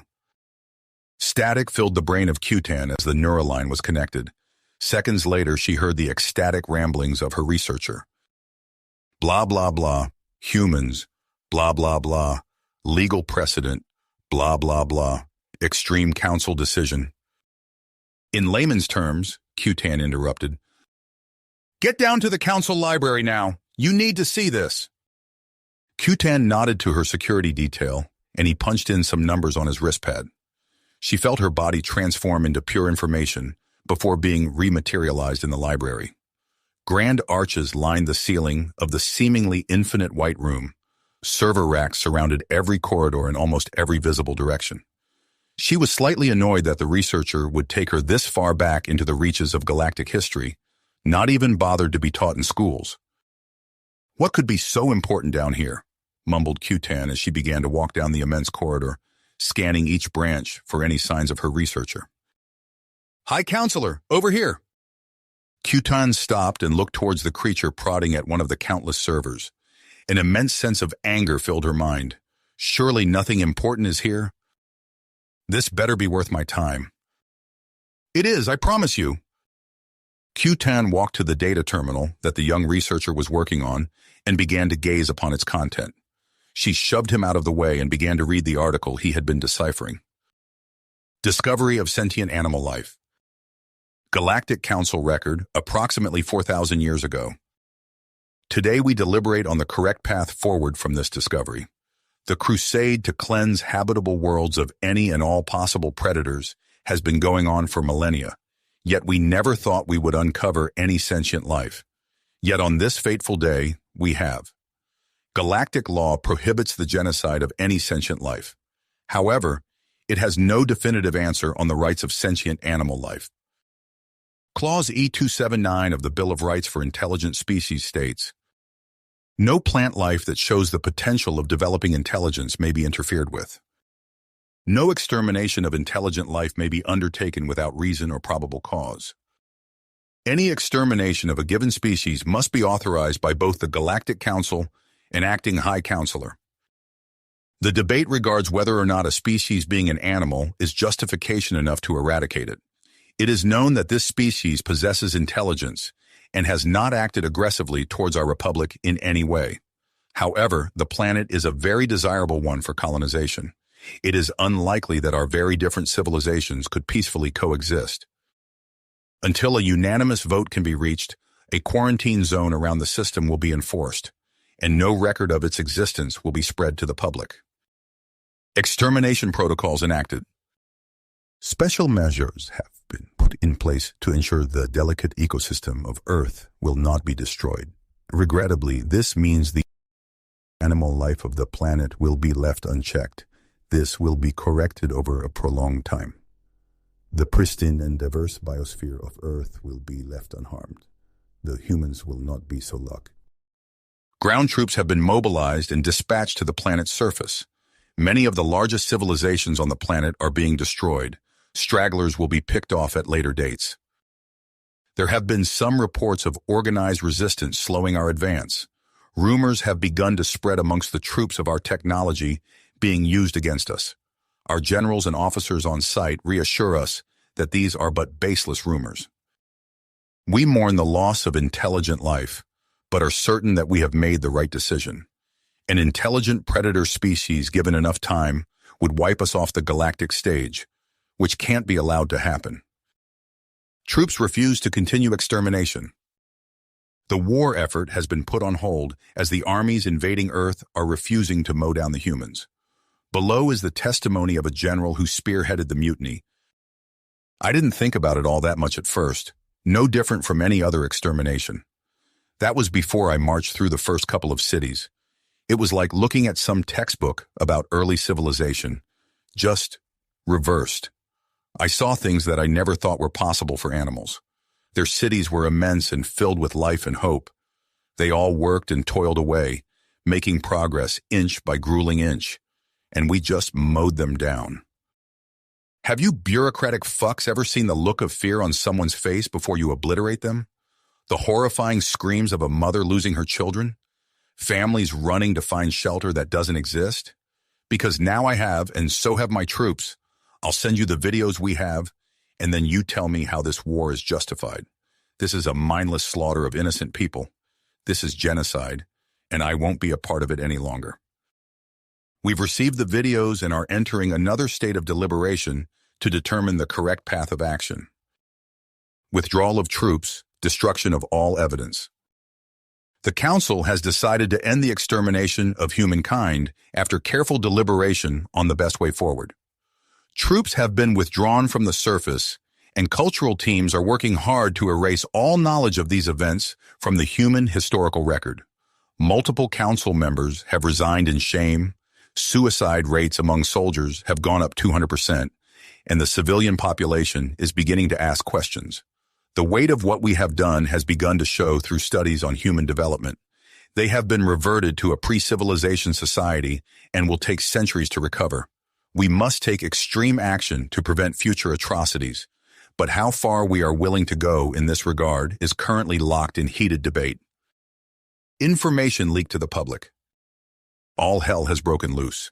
Entire star clusters are in revolt, and the loyalty of our military is in question. The debate has entrenched itself into a stalemate between two extremes: total genetic manipulation into passive and restricted species, or the dismantlement of the entire galactic government. Our entire legacy has been put at risk through our insolence. I hope now that our descendants will not have to endure a great reckoning sometime in the future. Something must be done, or the entire galaxy will devolve into a realm of petty states and war. Complete genetic modification. The genetic hardliners have won. This will be our last record of council proceedings. The entire galaxy will undergo forced genetic manipulation into pacifistic, docile, and weaker species. Our technology will be fundamentally limited, and our history will be replaced with the truth hidden under miles of firewalls. If you are reading this log in the future, I hope you are in a better circumstance than we are in now.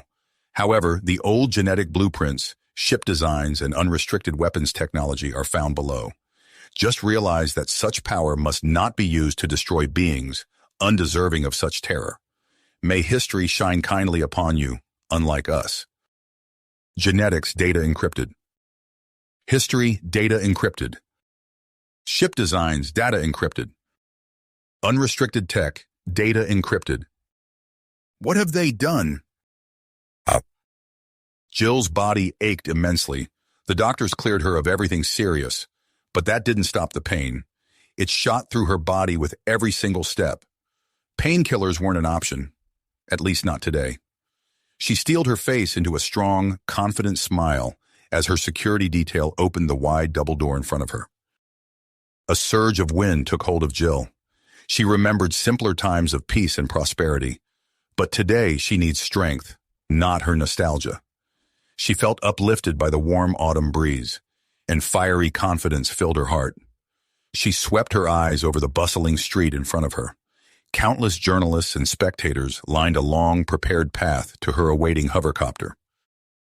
Past all that, she looked towards the towering skyscrapers and glorious skies. Unbridled humanity was everywhere in this beautiful world. She was back home, on Earth. She and her security strode confidently out onto the path. Millions of onlookers yelled and hollered in jubilant celebration of their president's return. Jill noted that this ravenous excitement was contained only by a steel barrier, manned by a skeleton crew of soldiers. Luckily for her, the crowd appeared to be content with the barrier's existence. As of now, the masses were respecting her and her soldiers' authority. As Jill walked down the path, flags of the Republic were unveiled and began to wave. It was a well-choreographed dance of nationalistic zeal. The bright stars of the flag shone confidently in the rays of golden sunlight. The dark blue backgrounds shimmered and waved in the wind, and the crowd got louder. The roar of the crowd was only overcome by the boom of gunshot salutes as Jill walked by the soldiers. They rose their rifles in a dignified and sacred manner, then pierced the noise with a cheer for their commander-in-chief. With each gunshot, the crowd grew louder until not even the gunshots could be heard over their ravenous cry. Jill reached the end of the path and gave a final salute to the citizens and soldiers around her before stepping into her hovercopter. As it lifted off into the rays of noon sunlight, a 21-gun salute was fired in her honor. The audience was enthralled by an overwhelming sense of pride, and human morale reached a new high. As Air Force One took off from the Cairo spaceport, Jill leaned back in her chair and took in the view. The green farms of the Sahara were as beautiful as they were boundless, replaced by the urban sprawl of sub-Saharan Africa, and eventually the blue seas of the ocean. Her journey was much more important than a mere nationalist show. She was traveling to the immense bureaucratic facility of what used to be Antarctica. From there, the entire human republic was governed. Today, a hearing was taking place regarding the fate of Admiral Krieger. He had returned to Sol within the last 6 hours and was being detained in the chamber hall. Jill had every intention of pardoning him, but wanted to give the impression that she was willing to court-martial him. She couldn't afford him going rogue again. "Ma'am, landing in 30 seconds. Good luck." "Thanks for the safe flight, Charlie. Find a hotel. It'll be a long night." "I know. Don't worry about me. Fight the good fight." Jill gazed towards the horizon, Yet as far as her eye could see, there was only a singular massive building. From this vast speck of light on the blue marble, that 10 billion worked to ensure the stability of humanity from internal threats. Or at least, that was its goal. Now the forces of humanity were stretched thin over the vast galaxy, clinging to survival. Krieger was an important discussion for today, but not the most important. Humanity has a weapon at its disposal, but hasn't ever used it. Jill hoped this day would never come, but in the face of total extinction, it was time to open Pandora's box. She only hoped that the rest of Congress would agree. The hovercopter touched down onto a landing pad. Jill stepped out and was escorted by a small army into the chambers of Congress. The thundering march of boots echoed over the polished marble floor. Grand columns and archways towered the sides of this proud structure, a testament to human engineering and architectural beauty. This Giga complex, constructed during the classical reemergence of the 24th century, was seen as a true gem of architectural greatness. Now the building was over 500 years old, yet still looked as new and impressive as it was on day one. The march came to a halt and a massive blast door was slid open. The soldiers formed a corridor for Jill to walk through and stood at attention. Jill then entered the Hall of Humanity, a massive pyramid 5 miles across, made of a mixture of marble, glass, and steel, filled with gardens of green and millions of human representatives. The central chamber was cut into the continent below, holding space for over 5,000 council members who debated on issues core to the Union continuously for 5 centuries. Jill took a transporter to the central chamber, emerging at her console ring directly in the center of the massive structure. All conversation in the chamber ceased as she stood. The attention of all Congress was put solely onto her. Ladies and gentlemen of the Republic, today is a monumental day. We must decide the lengths to which humanity is willing to go for victory. Teetering at the brink of destruction, we find ourselves stronger and more capable than ever before. In the darkest night, we shine the brightest, a beacon of strength and courage outshining the stars themselves. Tonight is a very dark night. Countless have fallen to the forces of chaos. Too many have died senselessly and horribly. Those who have fallen to the alien menace are not forgotten. Legacies of the heroes gone will live on in our hearts. As such, we must ensure that our hearts remain beating in this hostile galaxy. It's time to weaponize faster than light travel. Not because it is right, but because it is necessary. Humanity will not go quietly into the night. Our spirits will not fall. We must act swiftly and ferociously, lest the enemy may come up with any defense. It is time to unleash a weapon even we fear. Albert paced across the polished marble floor. He was but a scientist. How could his government expect him to work so quickly, especially on a project so immoral? The large oak door he was pacing near swung open violently. The soldier who opened it looked towards Albert and said, "They're ready for you." Albert timidly walked into the room. A large ringed platform surrounded him on all sides. A woman hidden by darkness in the middle of the platform spoke first. "What is taking you so long?" Albert thought for a moment. "What exactly are you asking me?"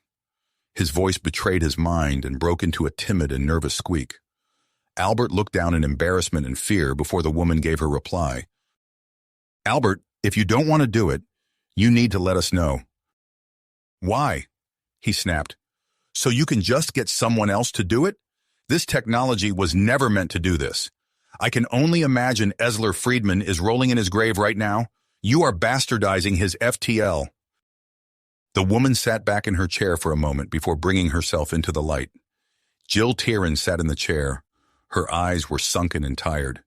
In her exhaustion, the veil of strength exuding from her was no more. Waves of desperation radiated off her tired soul. Her mind raced for a suitable response, but found nothing other than, "It must be done, you know that. We know you're the best. You'll get it done the fastest." What if a terrorist ever gets hold of it? Or an alien? Or anyone? This could destroy everything. Be worse than the monsters we fight now. "I know, but we have alarming news. This is the only way. Admiral Westman, show him." The clang of the Admiral's metals gave away his position to Albert. He sat directly to Jill's left. He moved around the darkness before switching on a projector and standing up. The projector cast out a pale white glow, illuminating the members of government and high command sitting before Albert. Admiral Oda sat to the left of Admiral Westman, and Admiral Krieger at the left of Oda. At Krieger's left sat General Bob Williams.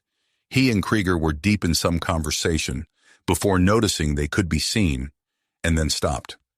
To the right of Jill sat Vice President Barry. To his right sat some others that Albert didn't know the names of.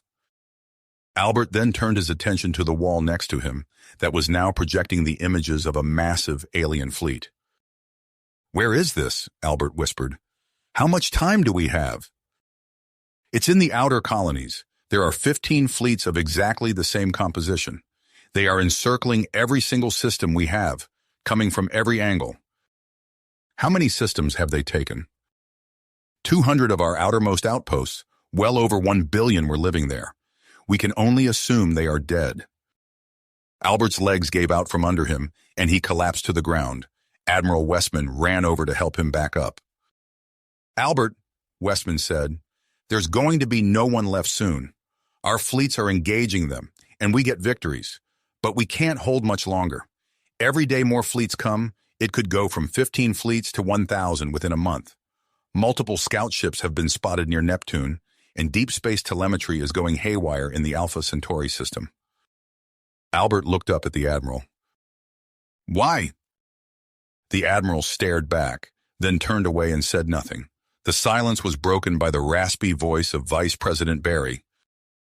"There are no communications between humanity and the aliens. The only information we get is from stealth ships hiding in their borders." Admiral Oda spoke next. "The situation is desperate. We've begun prioritizing the production of ARC ships over military vehicles. We need a weapon that can turn the tide, and we need it fast." Albert once again stared at the ground. After considerable time, he pushed himself off the ground and stood to face the others in the room. "I will begin work immediately. Send me multiple FTL drives of different standards, civilian, old and new, as well as any military variants. I'll have them weaponized by the end of the week." "The sooner the better," muttered Krieger. "Good luck and Godspeed." Nay. Rant Yowell's Memoirs, Log 1. I have been the lead science advisor to the counselor for millennia. Yet in these past months, Cutan has become unhinged. The demeanor and personality of a caring and intelligent caretaker completely vanished into bloodlust and madness with the message from the humans. For the past month, I've dared to ask the question of why such a sudden change befell her. Albert, begin calibration sequence now. Albert looked out the gargantuan observation window of the RMS Golden Age, an interstellar cruise liner turned mobile RKM platform. The alien planet lovingly designated Alderaan II was locked in the sights of Albert's most horrifying creation. The wonder weapon codenamed Pandora was being charged up for test firing. Target locked, sir. Permission to fire? Recently pardoned Admiral Krieger gave the order with a simple nod. In a millisecond, humanity's first RKM seemingly popped out of existence, propelled into FTL by the majestic power of the altered Friedman drive. In roughly 1 minute, it would reach its destination, and all hell would spill loose, if it worked. Krieger turned to Albert and asked, "How does it work exactly?" Albert thought for a minute, then replied, "A normal FTL drive could reach its destination instantly, but must first slow down to less than relativistic speeds. The vast majority of travel time is spent decelerating to prevent any causality breakage, as well as prevent time dilation for the biological crew. This FTL drive only decelerates to an incredibly small amount less than the speed of light. 99. Insert the desired number of nines here.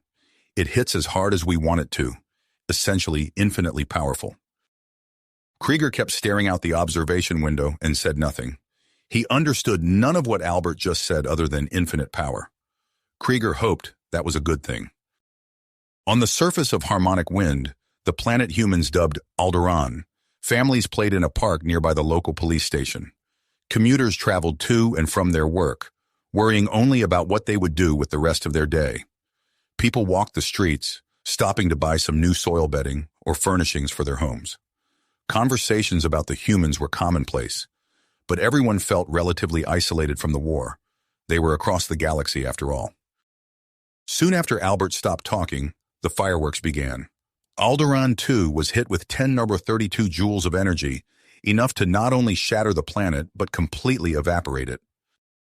The planet shattered like a balloon being popped with a naval railgun. The amount of overkill was so disgustingly absolute that not even a single microbe could survive. There were no words to describe the horror that was unleashed, and this was only an infinitely small fraction of the weapon's potential power. The sight was too horrible to bear, and the implications were even worse. The galaxy had entered a new age of untold destruction. Not even Krieger cheered for their success. 1 second ago, an alien planet filled with life and adventure existed, and now it was reduced to glorified space dust. 50 billion aliens died in an instant, not having enough time for their neurons to even get a signal from the blinding flash of energy they were subjected to. The deck remained silent in abject horror and shame for many minutes. After some time, Albert mustered up the courage to mutter a single sentence. "It's done." Rant Yowell's Memoirs, Log 2. I took samples of the blood work and genetic makeup of the High Counselor at regular intervals for well over 1,000 years. Now, instead of sending these samples to the genetic labs, I study them directly. When comparing her DNA to that of other individuals of standardized species, I noticed one stark difference.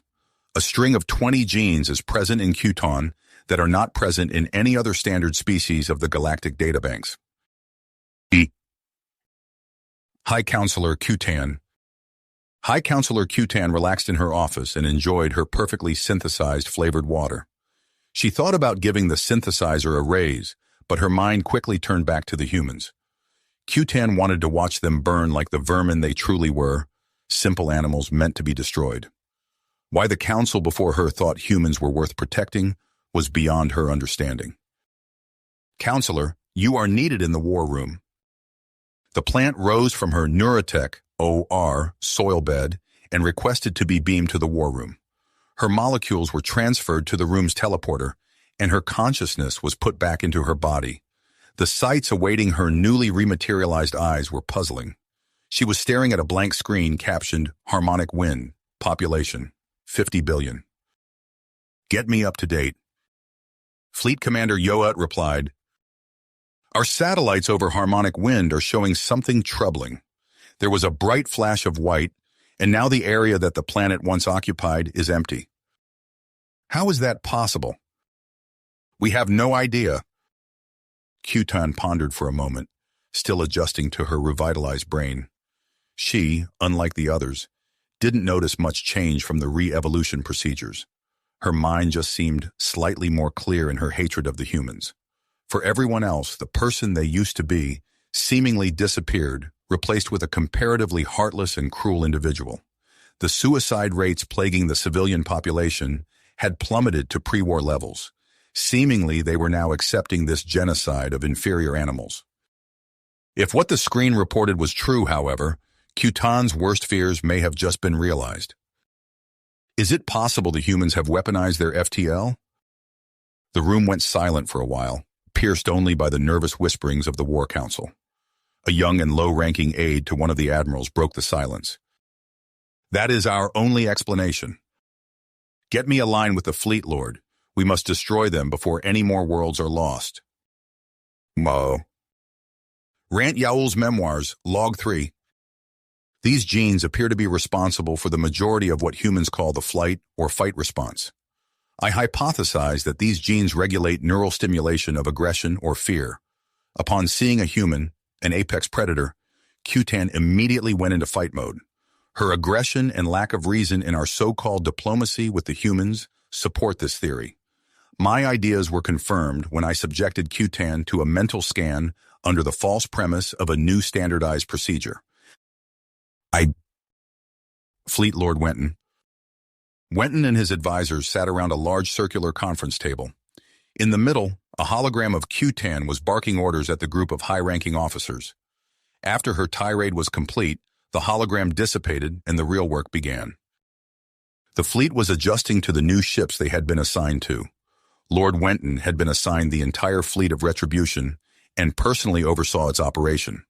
100,000 ships waited in interstellar space outside of TRAPPIST, Sol, and Proxima Centauri. The consensus from high command was that human resistance would crack as soon as the core was destroyed. Humanity would lose its ship production capabilities, and life could go back to normal. Weston turned to face the crew on the bridge of his flagship, Unyielding Might. The ship was a gargantuan 12 kilometers long and 3 kilometers wide. The grand structure was dotted with thousands of antimatter barrage systems, long-range artillery, and hundreds of rocket pods. The main weapons paled in comparison to the complement of 2,300 strike fighters and bombers, capable of ripping the best-defended ships into scrap. He knew, however, that even though all this power only barely matched the unhinged prowess of human ship technology, many of the people around him would undoubtedly die in the battle to come, maybe even himself. Yet the decision had already been made, and Weston was not a traitor. Today we will avenge the countless billions that humans have carelessly eradicated. Many of us will fall in glorious combat, but the humans will face fury they never could have imagined. They will lose everything they've ever known, and the survivors will watch their once great empire crumble into a historical footnote. Today, humanity burns. The bridge crew cheered and entered a truly primal state of bloodlust. The entire fleet, watching the Lord's speech over hologram, cheered alongside them. All ships jump to your assigned assault zones. Let not a single death go unanswered. By Rant Yule's Memoirs Log 4. Multiple regions of her brain were hyperactive in comparison to 100 other standard species brain models. The equivalent region in a human is the frontal lobe, responsible for reason and emotion. Her mind is stuck in some sort of overdrive, causing extreme aggression. It may be the cause of this whole war, but more research is required. Admiral Westman. Sir, telemetry is showing massive disruptions just outside the orbit of Jupiter. Readings are consistent with alien drive signatures. Alpha Centauri and TRAPPIST are reporting the same readings. We're under total attack. Westman walked to the TAC map that was already online. Get me Smith, Oda, and Krieger. Yes, sir. One by one, the three admirals appeared via hologram in front of Westman. Smith appeared calm and collected. Oda looked a little nervous, but kept it contained. Krieger looked as if he had a fever, his entire face contorted with rage. The TAC map painted a dire picture. Roughly 33,000 alien vessels of different sizes and power had jumped into the Sol, Centauri, and TRAPPIST systems. The odds were stacked against humanity. Alien ships outnumbered their human counterparts by roughly 132.1. The odds balanced out to around 50.1 when factoring private weaponized spacecraft, but it was still overwhelming. Admiral Smith spoke first. No aliens have entered the Sirius system. My forces are free to engage any system that needs me. Westman studied the map carefully. Sul had the advantage of countless defensive mines and batteries, as did Centauri. TRAPPIST, however, was still reeling from the recent attack. TRAPPIST needs assistance. Jump there immediately. Yes, sir. Admiral Smith's hologram disconnected. It would be another 6 hours at least before he would enter the fray in TRAPPIST. Until then, Krieger and his 250 military ships, as well as 500 civilian vessels, would have to hold the line. In Proxima Centauri, Admiral Oda was left with 250 ships, 3,000 civilian vessels, and over 1,500 hidden defensive batteries. He also had access to 30,000 of humanity's brand-new RKMs. Krieger seemed to sense what Oda was thinking. Only use those things as a last resort. I love to see those weeds die, but we are playing God with those things. That's not the way it's going to be, ordered Westman. Launch 1,500 of your RKMs at crust-cracking level. Only target shipbuilding or government systems. Oda went ghostly white. You're asking me to kill trillions of beings in mere seconds. His entire world seemed to shatter around him. How would we be any better than them? Westman went quiet for a moment. His mind cried out the same reasoning as Oda, but self-preservation triumphed over morality. I'm not asking, it's an order. Rant Yule's Memoirs, Log 5. Other data I've come across is much more secretive and very well hidden. Some whispers of ancient knowledge and a massive cover-up are running rampant across government channels. If this proves true, we as a species are naturally much more aggressive than humans. I fear I am pushing my luck with my research. All across the galaxy, planets began to explode. A planet dedicated to bureaucracy and peace, with over 10 billion officials, each with families and friends, cracked like an eggshell. The crust was completely eviscerated, ejected into the lifeless void of space. Hundreds of other planets just like it were completely destroyed. Other planets, natural sanctuaries, ecumenopolises, industrial, shipbuilding, or any mixture of the bunch were also destroyed. Towering spires of the alien living cities were reduced to charcoal in milliseconds, completely gone in the next. On these worlds, there was no trace of life left because there was no surface left to house it. The sheer scale of the destruction was completely unspeakable. Tens of trillions were gone in an instant. If humanity got even more desperate, there's no telling what could be rationalized as a viable target or a viable weapon. High Counselor Qton. Outside the council chambers, millions were calling for the war to end. They, like everyone else, had just learned of the complete destruction of thousands of worlds. Trillions died instantly, and trillions more would die from the various shortages and chaos this would cause. Bliss was safe. The anti-FTL defenses had worked. In the war room, Qton and her top military experts looked on in horror as the humans launched their volley of superweapons.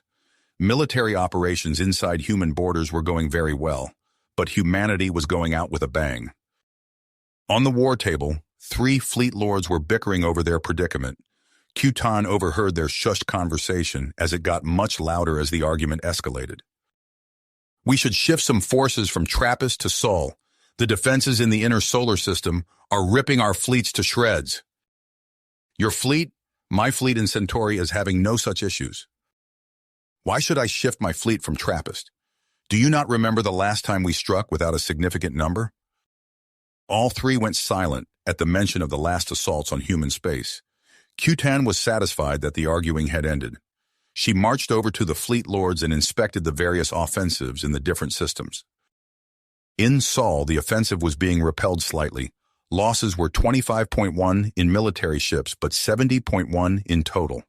An incredible amount of resistance was being faced in the asteroid belt, as well as the moons of Jupiter. Qton could only watch as hidden artillery unveiled its deadly hand, time and time again, ripping the hulls of the newborn ships clean in two. Centauri was going better. Humans had a numerical disadvantage of 56.1. Casualties were very high in the central colonies of the system. The outer flanks, however, were crumbling. Total casualties evened out at around 41, still very bad, but enough to win slightly.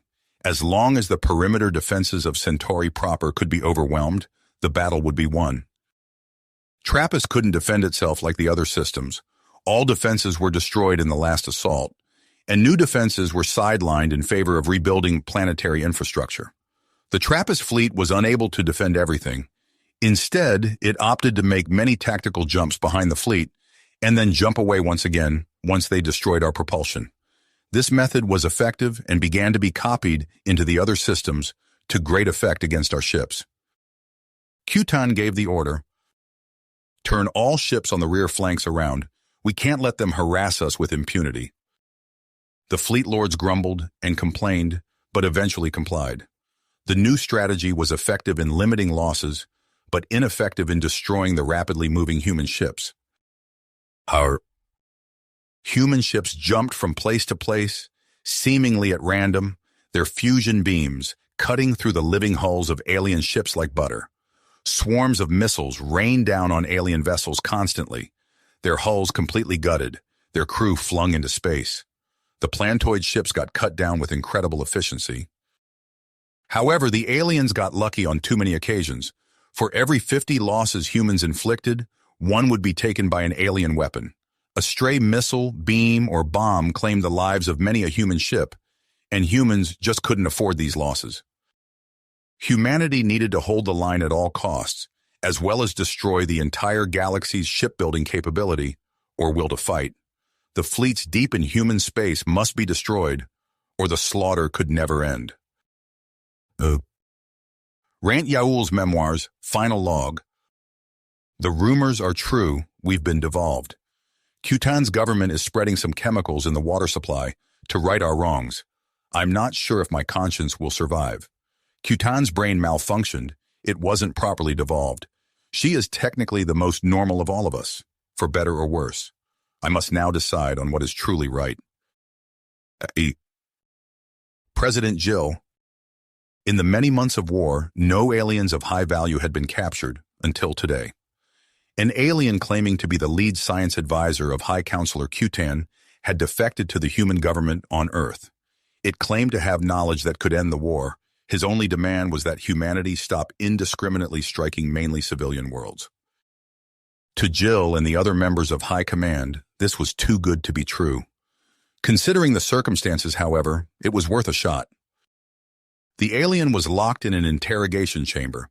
It had been given a bed of soil to rest on and requested water and fertilizer with high levels of nitrogen. These requests had been granted. The alien seemed unnervingly calm with its predicament. Jill took a deep breath and remembered the simpler days of being a UN negotiator. Sadly, there was no time to reflect on the victories of her past. Jill knew if she couldn't get this alien to cooperate, there might not be any future for humanity to enjoy. Jill entered the room through the automatic glass doors and began the negotiations. The alien's calm demeanor evaporated completely when Jill entered the room. It seemed to be completely terrified in the presence of a human. Its voice came stuttering through the translator. "You must promise me not to destroy any more worlds." "I can't do that, though I think you already know that. If you tell us what you know, we can take steps to minimize civilian casualties." The plant's leaves drooped slightly, but it seemed to be getting calmer. "You must destroy the capital quickly if you wish to end the war, but you are incapable of doing so without my help. Please continue." "We have a field of distorted gravity around the capital. I know the locations of each and every pylon that powers this field. I can give you a list of targets, but you must agree to strike only these targets I give you." "What about your shipbuilding facilities or military outposts?" The alien curled its leaves as if to enter a thinking position. "That would not be necessary as the populations of such planets have not yet been entirely re-evolved. They are not aggressive enough to be a threat." "Re-evolved? Our species once was as aggressive as you humans. We fought each other long ago. You were but primitives confined to simple dwellings, and your kind worshipped us as gods. We attempted to destroy you then, but our leaders developed some morality. They realized the error of our warmongering ways and limited the abilities of our brains to accept violence." The alien stopped communicating and appeared to take in water and nutrients. "Kutan has begun reverting our species into our aggressive versions. Her mind was mutated and damaged by the devolution process so long ago. She's been stuck in our version of the flight or fight response ever since you made first contact with her. You think if we cut off the head, the body will stop fighting?" "I'm certain of it." "Guns, guns, guns!" Thousands of railgun bolts thundered their way toward the plantoid behemoths, ripping massive gouges into their once living hulls. Massive barrages proved to be highly effective against the ships with crippled mobility. Fox 2! Infrared-guided missiles burst out from hundreds of slots in human ships, racing to destroy any engines on alien ships. They effectively crippled the mobility of large ships and wholly incinerated the hulls of smaller support ships. Fox 5! Only the largest of human warships would announce such a code. It insinuated the firing of gargantuan spinal-mounted fusion lances. Striking with insane force and arriving nearly instantaneously, these monsters gutted many a Xeno-dreadnought. The chaos was absolutely beautiful. Human ships demonstrated their incredible engineering flawlessly. Losses in the Sol system were extremely low, the alien invaders being repelled with little loss of life. 13,000 of the plants were incinerated and flung into the vacuum when their ship, the Leaves of Justice, was directly hit by a fusion lance to its bow. The ship was completely eviscerated from bow to stern. Only a steaming heap of biochar was left in its wake. Only a second later, hundreds of railgun munitions slammed through the shields of the infernal winds, and the bodies of its crew turned to a fine paste by the resulting decompression of the vessel. Every support ship within a distance of 200 miles behind it had a similarly gruesome fate. Hidden defensive platforms unleashed fury upon the invaders, and barrages of missiles, lances, and kinetic munitions slammed the enemy lines in unison. The symphony of destruction they directed was so magnificent that the civilians on Ganymede could only stare at the sky and watch the numerous nova-like explosions above. The carnage was over within an hour of its beginning. Humans had successfully destroyed over 15,000 of the planetoid ships, only taking 100 losses in return. The debris field filled the void from Jupiter to Mars. Millions of the invaders now floated lifelessly in the void. Earth was safe. Ships from Earth began the FTL journey to TRAPPIST and Centauri. Centauri could hold out for reinforcements. TRAPPIST, however, was in a dire state. Admiral Krieger. Sir, we've lost another destroyer. Order the Rust Bucket, Ramming Speed, and Gunrunner to jump into the enemy fleet, drop mines, and jump back out. Yes, sir. The three ships did as commanded. Sadly, the Rust Bucket couldn't jump out in time and got caught in its own antimatter blast. The crew of Wani 500 took down 57 alien ships in exchange for their sacrifice. The other two ships escaped unscathed. Ramming Speed took down 32 ships, and the Gunrunner took down 71. The Carrier Enlightened Idiot has taken 15 direct hits. It's venting atmosphere. Tell the crew to overload the reactor and set off all munitions. Evacuate all personnel. The ship went up in a gargantuan fireball, evaporating hundreds of alien vessels and flinging shrapnel into hundreds more. Only 150 of the 32,173 crew made it out alive. How many of the citizens have evacuated the planet? Admiral Krieger's first officer didn't respond. How many? The first officer remained silent, a single bead of sweat dripping off his forehead. 10 out of 800 billion have successfully evacuated. How much longer do they need? Projections show about 15 hours. God help them all. The Admiral's flagship unleashed a volley of kinetic fire, ripping 72 ships to shreds before jumping randomly once again. 20 more human ships were gutted by enemy fire, taking down 150 enemies in their ensuing explosions. Sir, alien ships have breached the 6th quadrant. Hundreds of alien vessels smashed through the human lines, racing towards the exposed planetary surface. Mines were detonated, destroying all the ships but not their debris. Thousands of tons of biological composite alloys rained down upon the helpless citizens of TRAPPIST-4. Millions were crushed as their high-rise homes collapsed under the weight of innumerable alien corpses. Hours dragged on and human numbers kept getting lower and lower. Alien ships kept breaching the defensive perimeter, killing more and more innocent civilians with each shot they fired through the weakened planetary shield. Admiral Smith was only 2 hours away. If the fleet could hold out for that long, the system could be saved. Krieger had lost all of his civilian militia ships, either to the enemy or to retreat. Only 100 of his 250 ships remained to hold the ever-thinning line. Every second that passed, thousands of humans died on the surface. The fleet simply couldn't hold back the alien onslaught. Every space elevator on the planet had been destroyed, and over 200 billion humans had been bombarded from orbit. Only 50 billion made it off. With the destruction of Krieger's last supercarrier, the Hornet's Nest, he finally gave the order. All hands, lay mines, and retreat. His voice wavered as his mind shattered. The world he swore to protect was now just a pointless waste of military life. After double-checking his decision with Westman, the fleet made an emergency jump to the edge of the system. Soon after, a long-range transmission came from Governor Schmidt. You did your best, Krieger. You saved 50 billion lives. Time for us to take matters into our own hands. Krieger could only watch in horror as the planet he had protected for half a century was lost to the alien horde. Yeah. Governor Schmidt. Throughout all the years Schmidt had overseen life on TRAPPIST-4, he never thought he would be forced into activating the dead man's switch. The same Kugelblitz that provided energy, life, and a planetary shield for the planet could be turned into a massive bomb with a little help from its enveloping Penrose sphere. The energy had been built up over the span of multiple months. The decision was his to make. Reinforcements were over 2 hours away. The bombardment was only increasing in intensity. The alien menace had chewed through 10 of the 20 miles of crust required to reach his underground bunker. Billions died every second. Everyone would surely die if he did or didn't act. His only choice was to die or die fighting. To the former heavyweight champion of the Human Boxing League, the choice was obvious. Do it.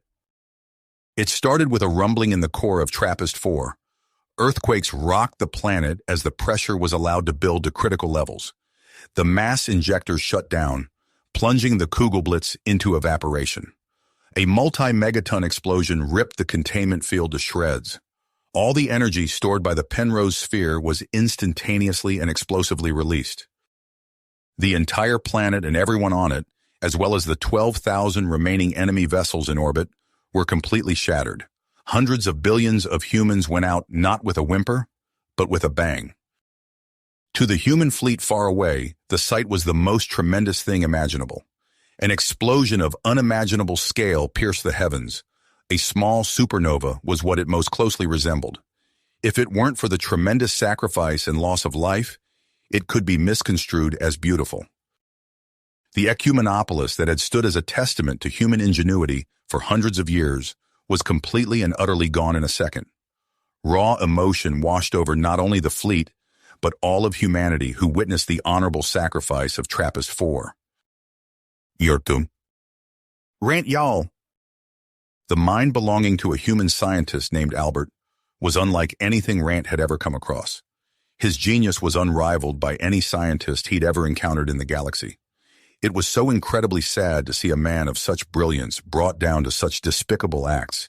It was even harder to know he was the man responsible for the human RKMs. The genius of one man had resulted in the deaths of hundreds of trillions, maybe even more in the future. For now, Rant would work with Albert. Both men hoped to put an end to the mindless slaughter. When word reached the pair about the destruction of TRAPPIST-4, it only seemed to strengthen the humans' resolve. The two were working on a way for a volley of RKMs to target and destroy the pylons, generating the anti-FTL field around Bliss. It took the two only 45 minutes to successfully set up all the necessary parameters. I hope one day you will forgive me. Rant was stunned by the sudden change in topic. You did what you needed to do to survive. I can't blame you for being desperate. Albert didn't say anything, but knew that the alien next to him was lying. He could and was lying.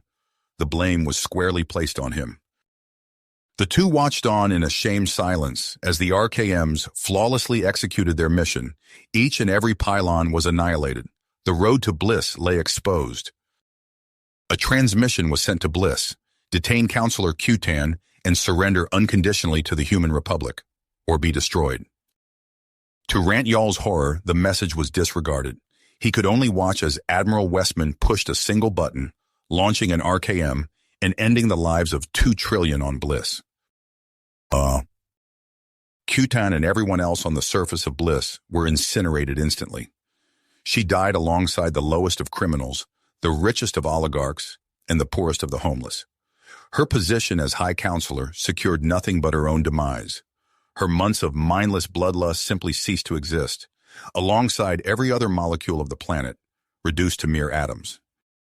The government of the galaxy was completely decapitated.